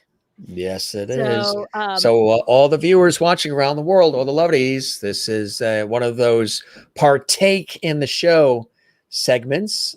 Get ready to join us. all right, warm up your hands. Do they need to run to their kitchen and grab spoons out of their cabinets and drawers, or no? No, Just no. just watch the master do it. Unless they really, I mean, I can teach it later. We'll do that another time. We'll do That's that it. another time. All you have to do is clap, and you just have to clap 3 times. Like Clap that. 3 times. Yes. Yes. At certain So- intervals, or you'll say clap. So what I'm going to do is I will sing, she is handsome, she is pretty, she is the belle of Belfast City. She is courting 1, 2, 3. Oh, please, won't you tell me who is she? Oh, So- good. Okay. Let's try a practice run.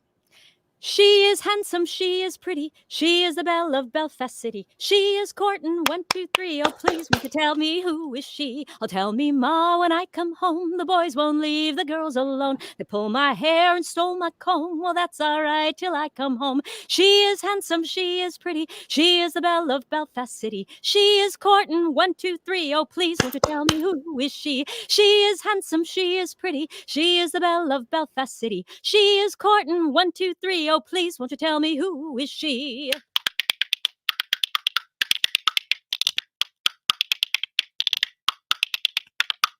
Oh, Albert Mooney says he loves her. All the boys are thinking of her. They knock on the door and they ring on the bell, asking, oh, my true love, are you well? Out she comes as white as snow, rings on her fingers and bells on her toes. Oh, Jenny Murray says she'll die if she don't get the fellow with a roving eye. Oh, tell me, ma, when I come home, the boys won't leave the girls alone. Pull my hair and stole my comb. Well, that's all right till I come home. She is handsome, she is pretty, she is the belle of Belfast City. She is courting 1, 2, 3. Oh, please, won't you tell me who is she?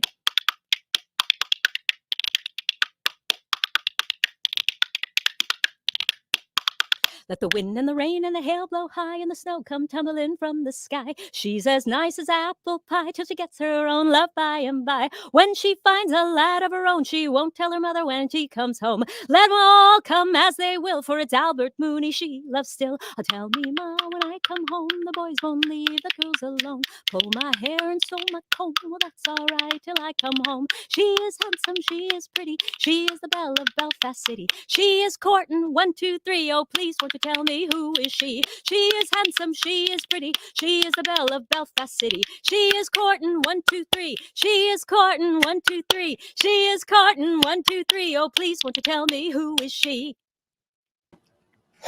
Oh, holy cow. That is fantastic. That is amazing, huh? Thank you. Wow. And you, how long ago did you learn to do that? It's been a while. It's been coming up on a couple decades. I mean, I hope you have that on your resume. Oh, heck yeah. Oh, mean, heck yeah. It's a whole new way of spooning, folks. You just saw it here live on the show. I keep trying to get somebody to cast me playing the spoons, but you know, they never bite. Yes.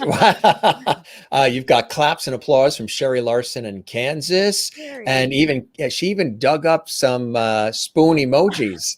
That was Nice, quick, nice. Sherry. Claps from Nice. Mary in Florida as well. And Alessandra, North Carolina. This song is fabulous. And Satomi is fabulous. Christine Clifton in North Carolina says, that is entertainment.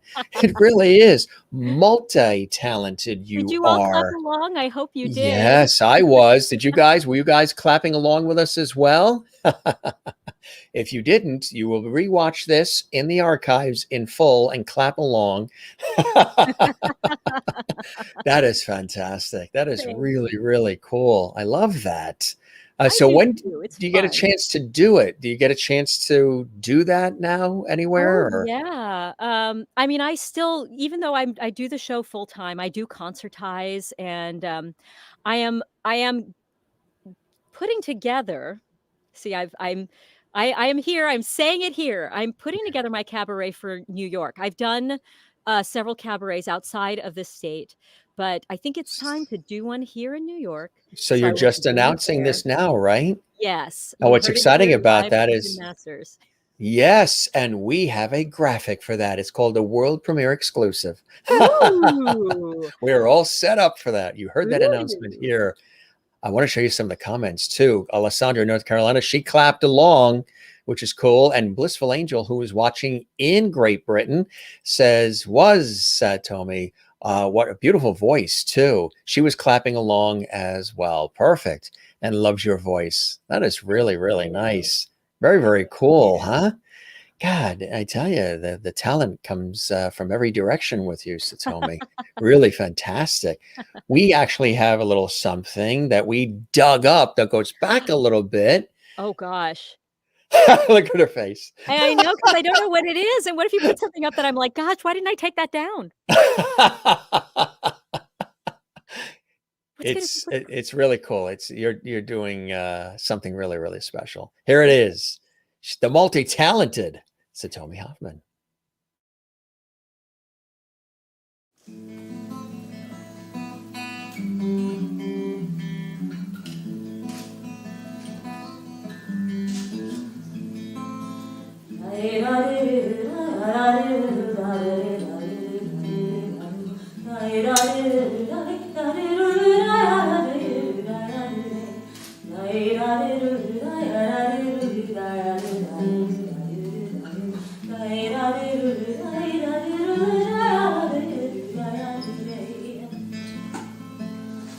Before I joined the cast of Phantom of the Opera, many lifetimes ago, I spent 5-6 years in a Celtic band, an all-female Celtic band called Killian's Angels, and we rocked. Thank you very much. We had a chance to learn a lot of wonderful traditional Irish tunes, and this is an Irish tune called Austin Barrett's.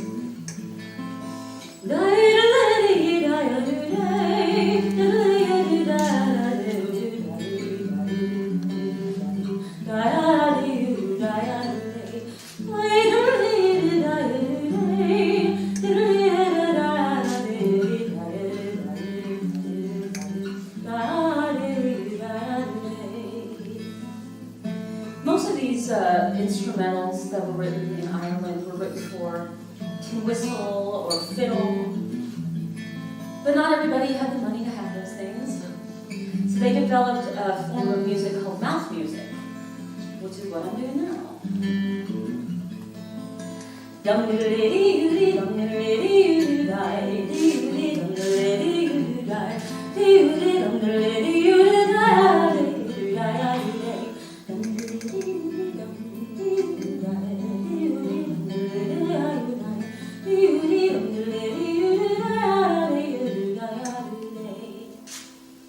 As we all know, though, it's much more important the contribution that the Irish made to drinking songs.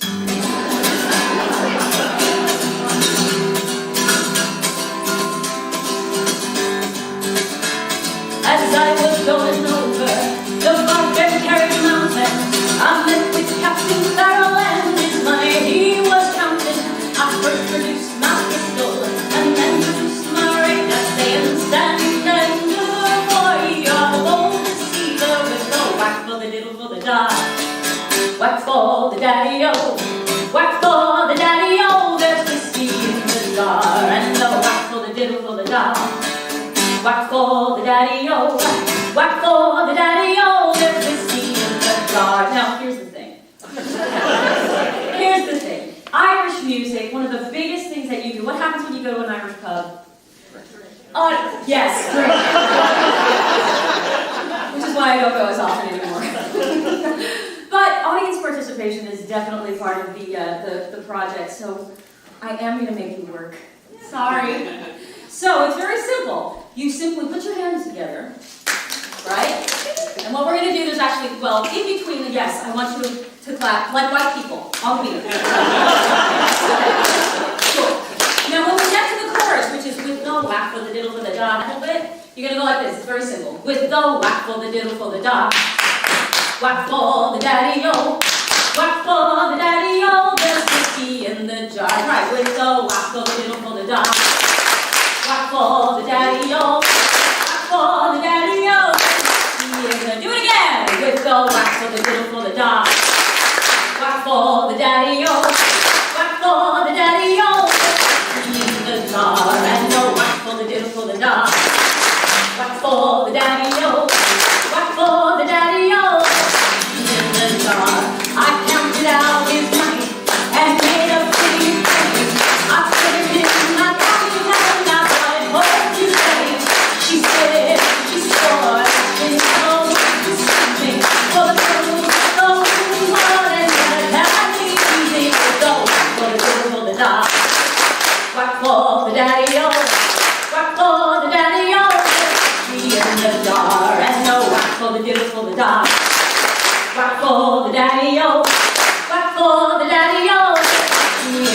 jar. You can never keep that beat going.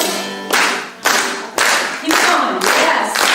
Most important, my favorite thing that the Irish gave to the musical community was the spoons. Come on.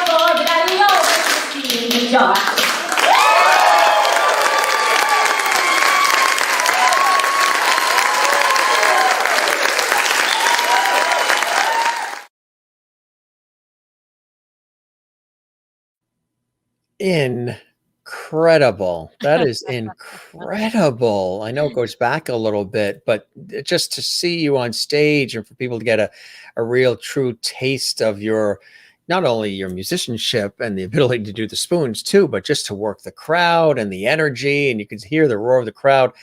That was really terrific. And look at the comments coming in. I mean, such talent and absolutely amazing voice, claps coming in from Sweden. Jane watches us live in Sweden.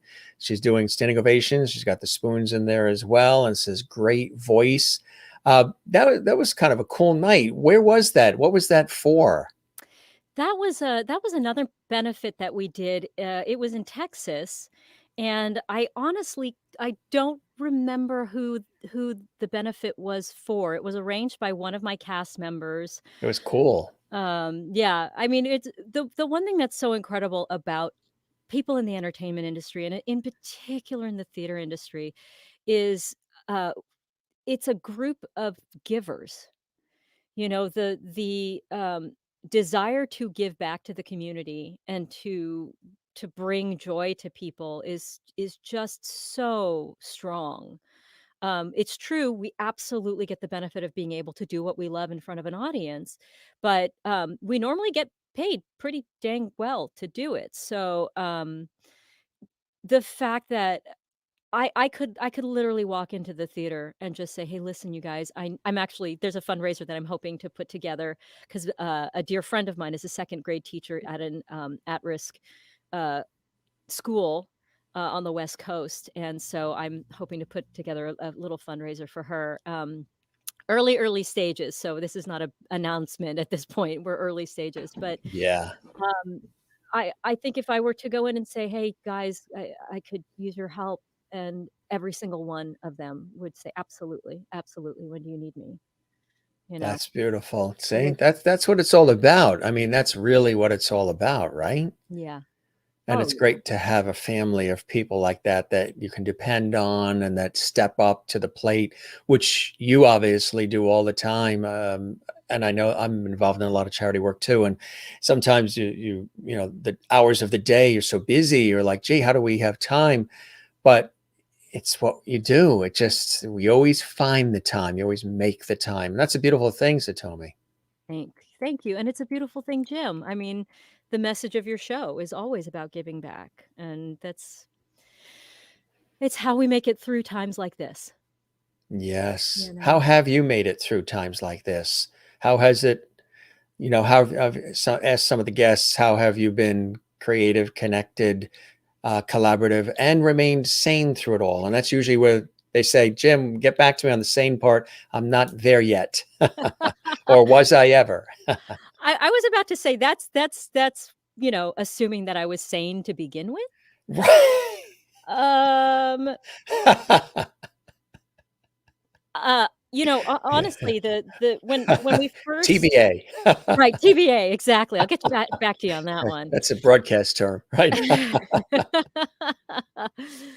Um, yeah, I was very fortunate. Um, Look at all this love coming in. Yay, Lisa. oh, That was thank you, fun. Lisa. Alessandra, incredible talent. Love it, Christine. Such talent. Absolutely amazing voice. So just wanted to show you some of that. You guys are so kind. Thank Yeah, you. that's what we're all about here on the show. I'm So feeling the you love. were absolutely you were staying connected, right? And creative during all of this. Yeah, yeah. I mean, the when we first shut down, we thought it was gonna be like 2 weeks, and then it was That's 2 right. months, Right. and, They did that with television stations too and radio stations. I believe it. Some of my Yeah. work with PBS and elsewhere, uh, shut to the public, shut to guests. I was in one of the studios, 6th floor building, 5 people in the entire building during the height of it all, everybody working from home remotely. And here Wow. you have this monster television station, all this equipment and studios and Mhm. nobody in the building. It was odd when we were doing some PBS specials.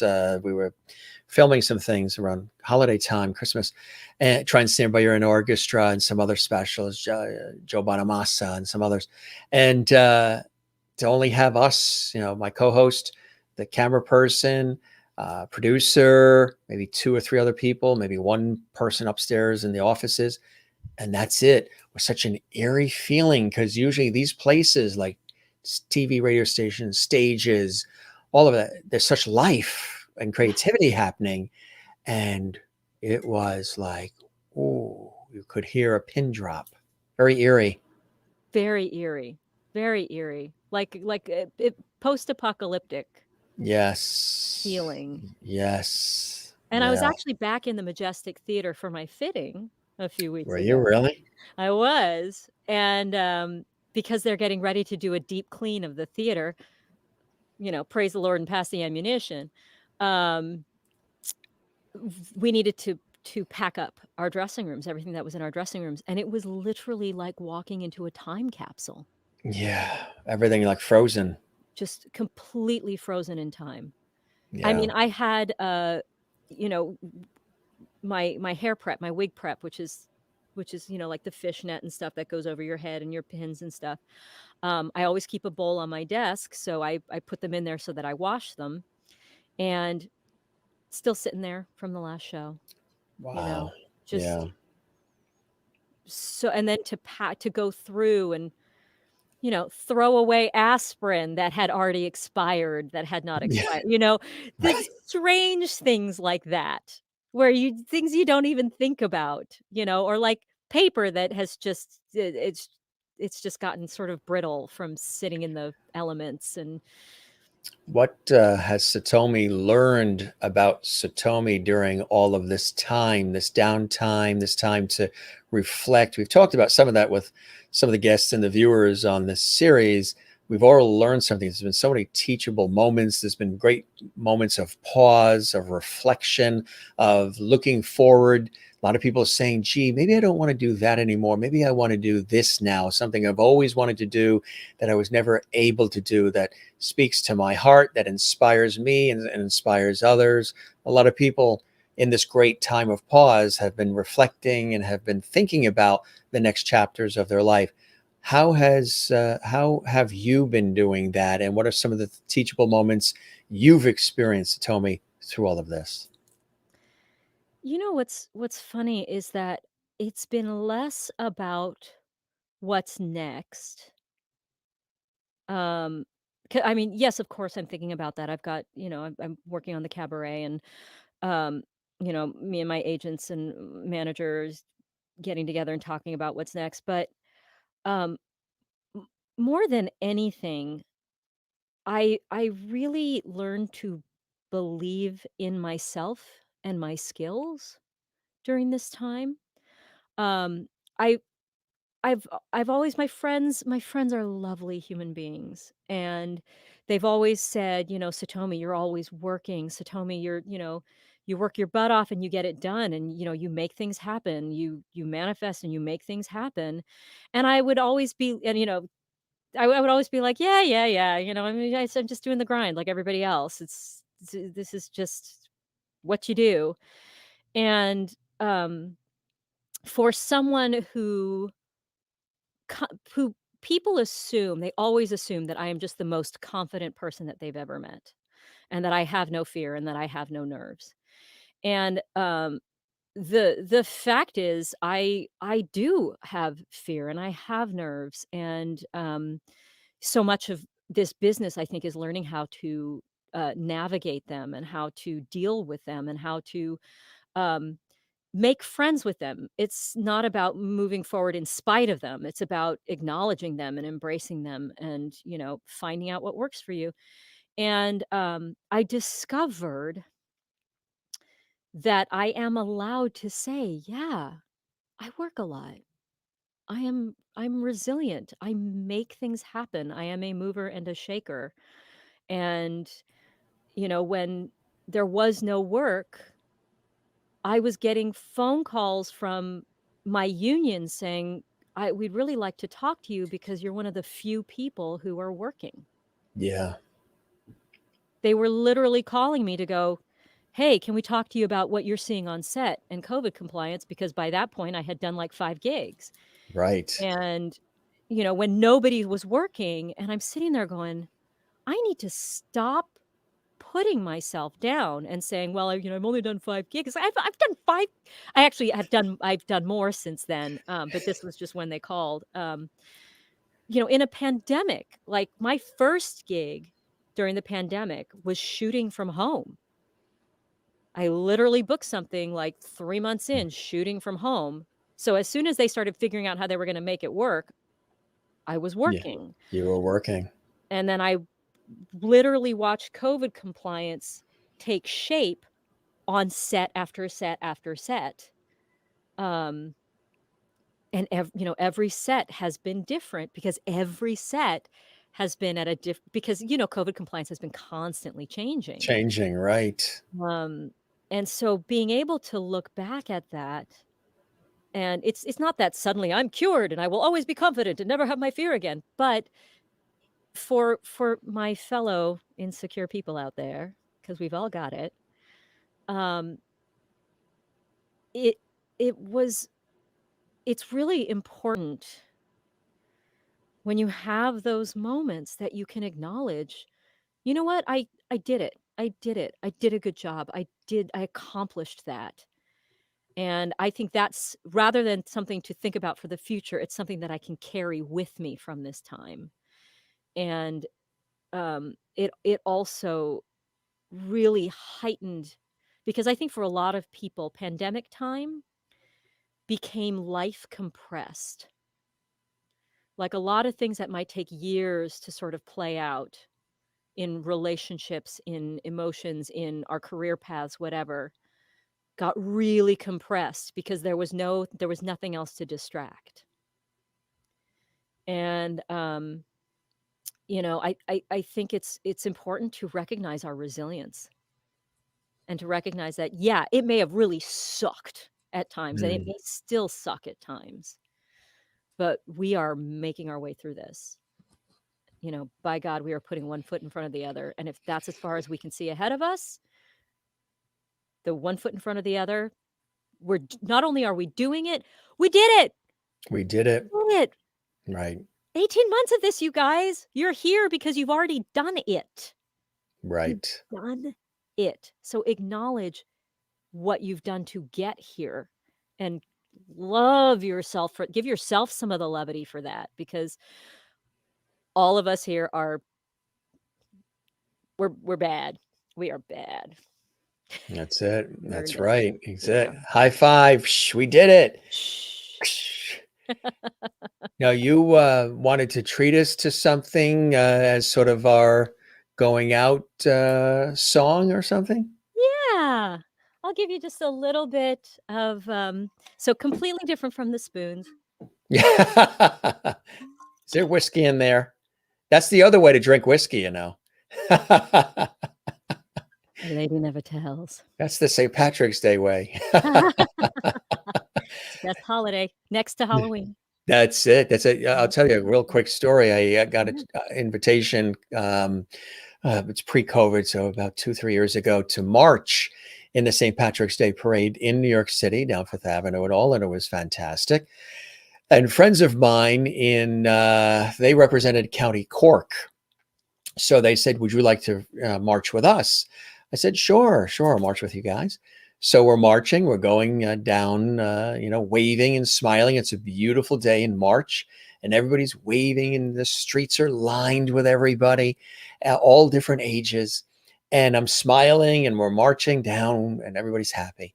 And I hear these people along the way yelling something, and I couldn't quite, with all the sound and everything, I couldn't quite, make it out.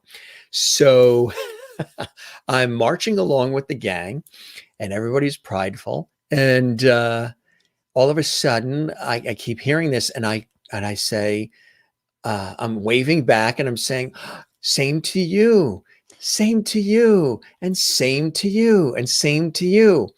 Now, I thought they were saying, because again, the sound and the marching bands and all the different things happening.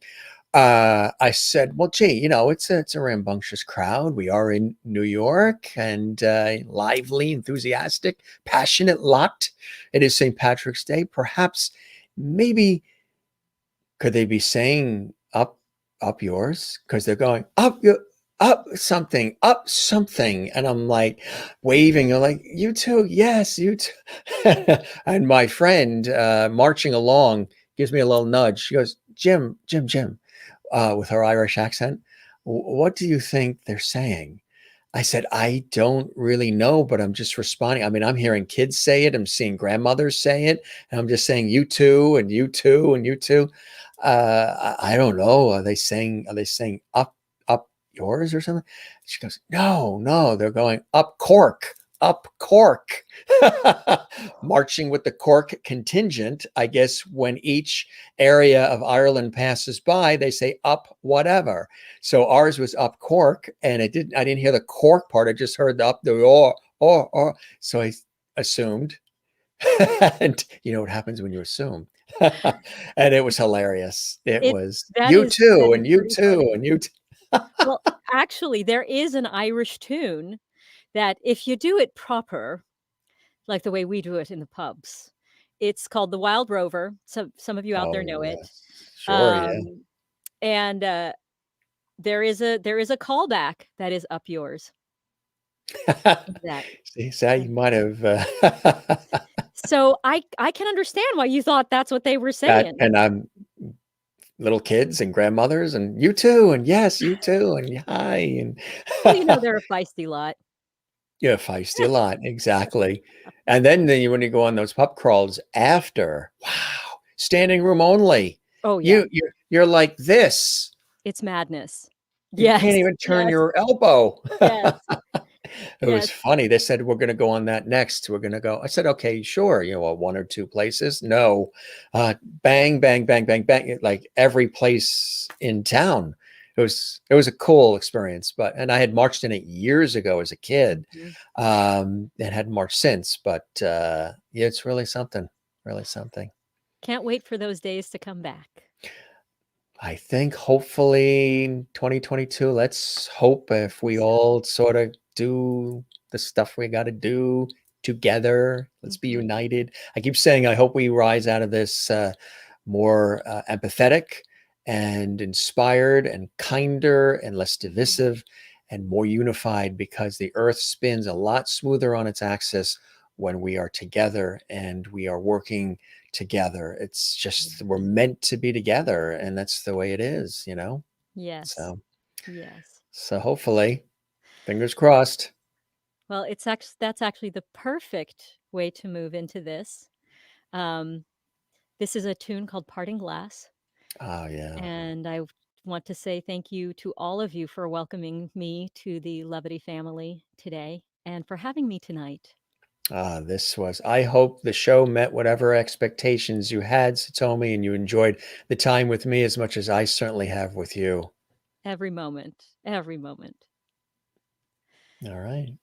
Of all the money that e'er I had, I spent it in good company, and all the harm that e'er I done, alas, it was to none but me.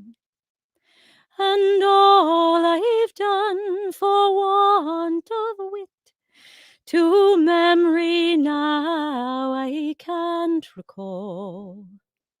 So fill to me the parting glass.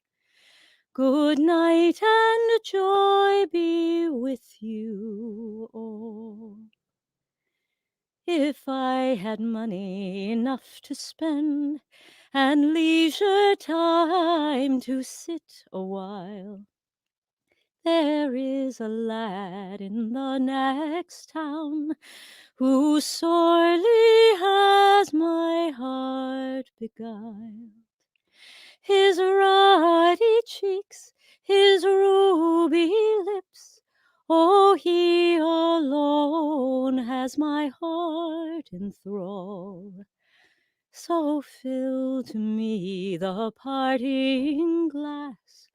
Good night and joy be with you all. Oh, if I had money enough to spend. And I forgot the words, so I'm just gonna finish it now. That was very So fill to beautiful. me the parting glass. Good night and joy be with you all.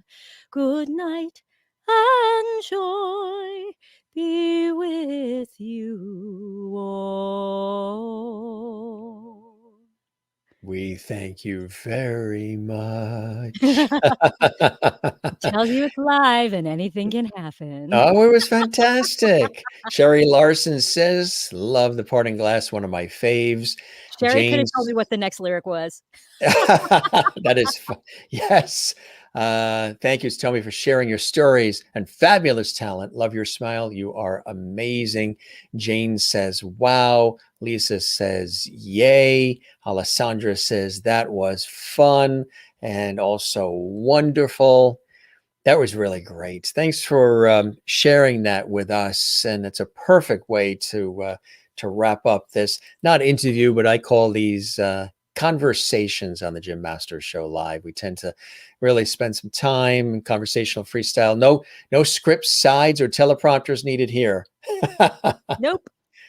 This was really amazing. And what I think is wonderful, too, is people got a chance to, who may know you from television and film and stage and elsewhere, to learn a little bit more about you and appreciate you. And you're part of our lovely family. And I love having an opportunity to have conversations like this that are like a nice tennis match. We both sort of almost finished each other's sentences along the way, too. There's a certain vibe, a certain rhythm that was so effortless and automatic, which is rare oftentimes. And I thought it was really beautiful. Christine Clifton says to Tommy, thanks for sharing all your life stories. You're multi-talented, entertaining, and so kind. Congrats on your successful career, which continues. Fantastic conversation. You're enjoyable. I like that. You're enjoyable. I like that. Add that to your resume. Folks, casting, I'm enjoyable. You're enjoyable. This was amazing. Quickly, you mentioned a couple of things. Is there anything that is coming up that we could look forward to with your work you're excited about? Honestly, I mean, right now you can check out the Curtain Up ad on, it's under Broadway's Back on Mhm. YouTube. And then, of course, I mean, what is really right in my future is going back into rehearsal and going back into Phantom. So my focus has been there. If there are any Servant fans out there, I will be appearing on Servant. We put that in the can a few months ago, season 3. I know how the season ends. I have secrets. Uh, and You can't whisper it, right? Nobody will hear it. nobody will hear it. Just see it with my mind, with my eyes. Yes, look at You the can see what eyes. happens. The I windows to will the say soul. that was super fun being in a Zoom reading and, having M. Night Shyamalan and his beautiful daughter, and Rupert Grint and, all of these really wonderful, wonderful actors that I respect there. It was very cool. But so I have a few things in the can that I will announce. You can always follow me on, Facebook, Instagram, Twitter. Everything is at Satomi Hofmann. That's Hoffman with 1 F and 2 N's. So it's a German spelling, please. Yeah. That's right. Yes. And then Sushi schnitzel. Sushi Schnitzel. And then I try to post everything on my social media so you know when stuff is coming up. So keep an eye out for the cabaret. Once I Well, Yeah. I wish you nothing but continued blessings and joys, my friend. And I hope we get a Thank chance you. to get together in person in the big city and break bread. That would be fantastic. And we're going to come back to Phantom. I've been there 5 times, including when we were filming for PBS for Great Performances, the Yes. 25th anniversary I was special, which was there. awesome. It was absolutely awesome. Absolutely awesome. And I'll let you know when we come back to see you there, which would be Please. cool. You're amazing, multi-talented, a great person to chat with, and really a pleasure to have you on the show. And I'm so happy that our mutual friend, the Pink Hulk, Valerie David, who has been a guest on our show as well, and Valerie's watching. We love her and connecting us as well, which was really a beautiful thing for her to do, having experienced this experience as well. And I hope it lived up to whatever you were twisting and turning about the night before. Exceeded all my expectations. Exceeded all my expectations. Oh, I will say we actually just had Valerie on. I'm a regular panelist on the iHeart Geek podcast. My So you heart, can yes. also come and check that out. We talk about all things geek. So we didn't even Cool get stuff. into that. I'm a massive geek. I Doctor Who, the Marvel Oh, Universe, Doctor all of Who, it. yes. Oh, yeah. Oh, yeah. Sure, yeah. I'm sorry, Jim. We're just it's because I feel like I'm sitting on your couch sipping those That's cocktails with perfect. you. That is perfect. We just had a couple of nights ago Don Full of Love, who was Goldie Wilson in the Back to the Future movies. Yeah, Oh, just a couple nights ago. he's Yes. wonderful. He's hilarious. Talk He's about somebody who's done hilarious. a ton of stuff. Yeah, and all the voice work too. Oh, Reggie in American Dad. He did Michael Jackson in the Jackson 5 cartoon series way really? back in the 70s. I mean, he's done it all and continues to do it all. He was on Hill Mhm. Street Blues and everything else. Yeah, you can see that episode on our YouTube channel when you binge watch. He was fantastic. He was fantastic. Awesome. Sherry Larson says nerdiness is best. Yay!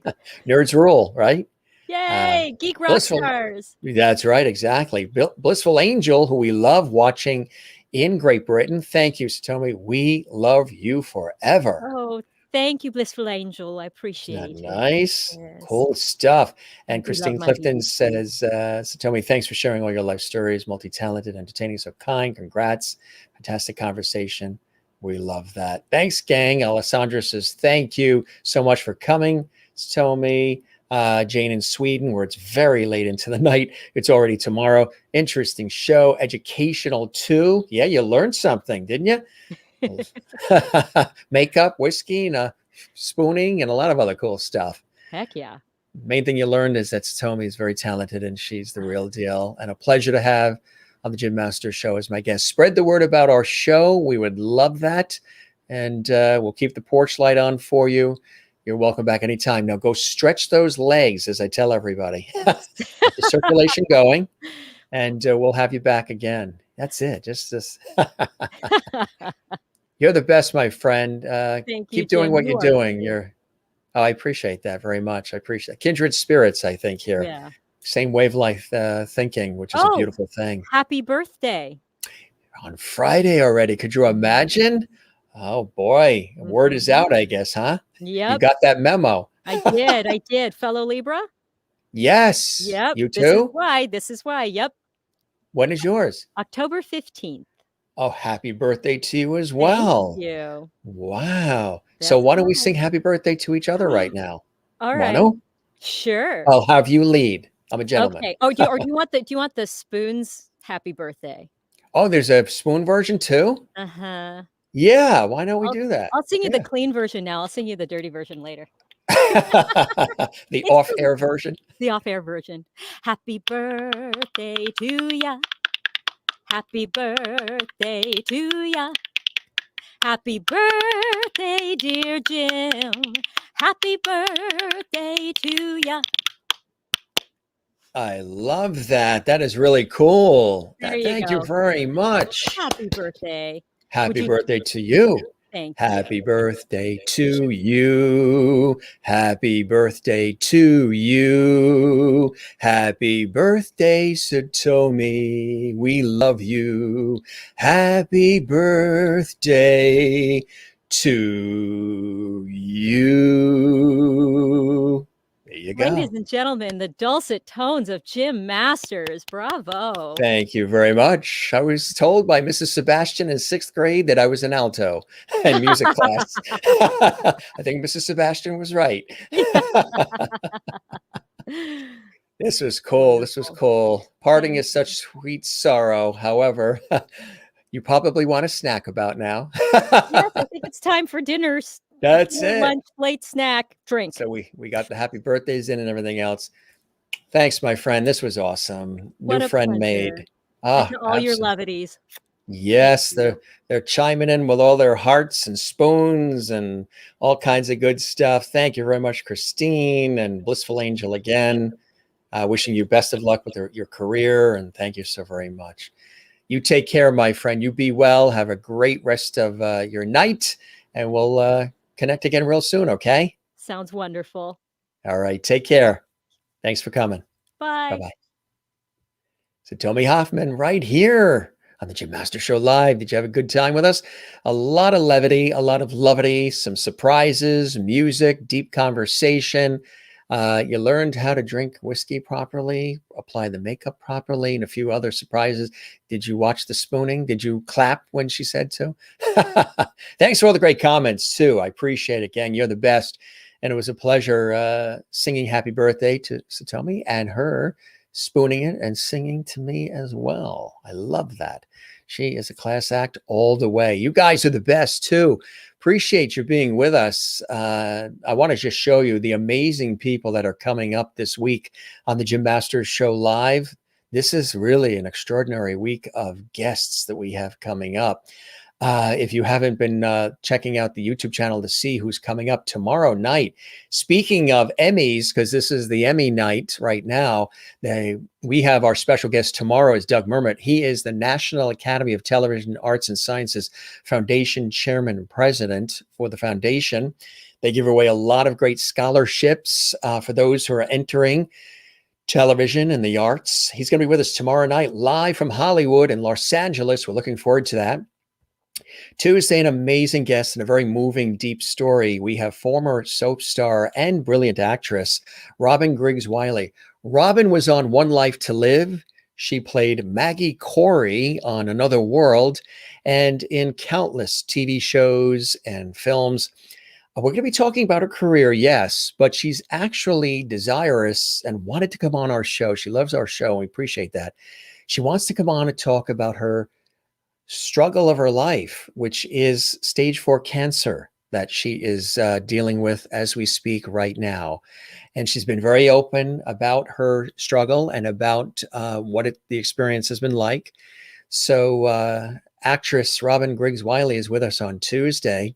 On Wednesday, you know him from Happy Days. Yes, Ralph Malph. We're talking about actor and singer from the 1970s, Happy Days. Donnie Most is going to be with us on Wednesday. Looking forward to that. Gonna have a great time. Thursday, music legend, singer and actress Frida Payne is going to be with us live on the show. We look forward to that. Friday, the birthday. So we've got some prizes for you on Friday, September 24th, 8 p.m. Eastern, 5 p.m. Pacific. On Saturday, we have famed New York photographer Jeffrey Hornstein with us. He's a big fan of the show. He's all excited. He's going to be with us on Saturday of next week. Yes, Saturday, next weekend, and much, much more. Thanks for all the great comments. Thanks for all the levity. You can see this entire episode again on our YouTube channel. It's archived at Jim Masters TV. And while you're there, don't forget to share the levity and subscribe to the channel if you haven't done that as far as doing it yet. Here's that channel. There you go. It's Jim Masters TV. It's a channel that's dedicated to entertaining, informing, educating, and inspiring. Not only do we have the Jim Masters show there, we also have our other visual and verbal video series called Masters Mantras. They're kind of like TikTok videos, but they're short, visually appealing, quick 1 to 2 minute videos when I'm on location somewhere, and I share that with you. That's also on that channel as well. Gang, as we always say, don't forget to smile. Don't forget to share the levity. Don't forget to find your Zen place. Of course, mine is with loving family and friends. I also love cycling, tennis, swimming, all of it, music, writing, gardening, the whole bit. And my work in television and radio over the years too, and stage and film. That is another Zen place. As you can tell with Satomi, she's very Zen when she's doing her thing and wearing the many hats in the industry, as she has and continues to do so beautifully. And so excited to announce too that Phantom of the Opera returning, and you'll see Satomi in there, and she's doing her thing as she's done so beautifully there in the Big Apple. Don't forget too, I love swimming. That's the other Zen place. I'm swimming, surfing, boogie boarding, sailing in it. You got to drag me out of that ocean. So that's my other Zen place. Find your Zen place, gang, and share it with the world, all that energy and passion. Christine Clifton says, Jim, it was such a joy learning about the amazing life of Satomi. An entertaining and fabulous night together. Always so much talent and levity hall. Only 5 more days. Yes, is it? Birthday's in 5 days? It's coming fast. It's going to be a fast week. Thanks. Can I slow this week down at all? You know how I can do it? I'll talk slower. That'll slow the week down. If I talk slower, maybe the week will slow down. Thanks and good night, all. You too as well. And thank you very much, Jane, sticking with us in Sweden. Oh boy, you're a real lovely. I appreciate that so very, very much. And you're very welcome, Jane. And your oldest's birthday is October 15th. Fantastic. Fellow Libras unite. We're all about balance and harmony.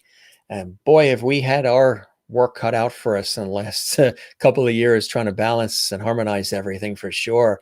Happy birthday to your oldest, Alessandra. And Sherry Larson, thank you, Jim, for another fantastic evening. My pleasure to you as well, and everybody that is watching. Good night to you all, and we appreciate you guys being with us. We'll be back tomorrow, Monday.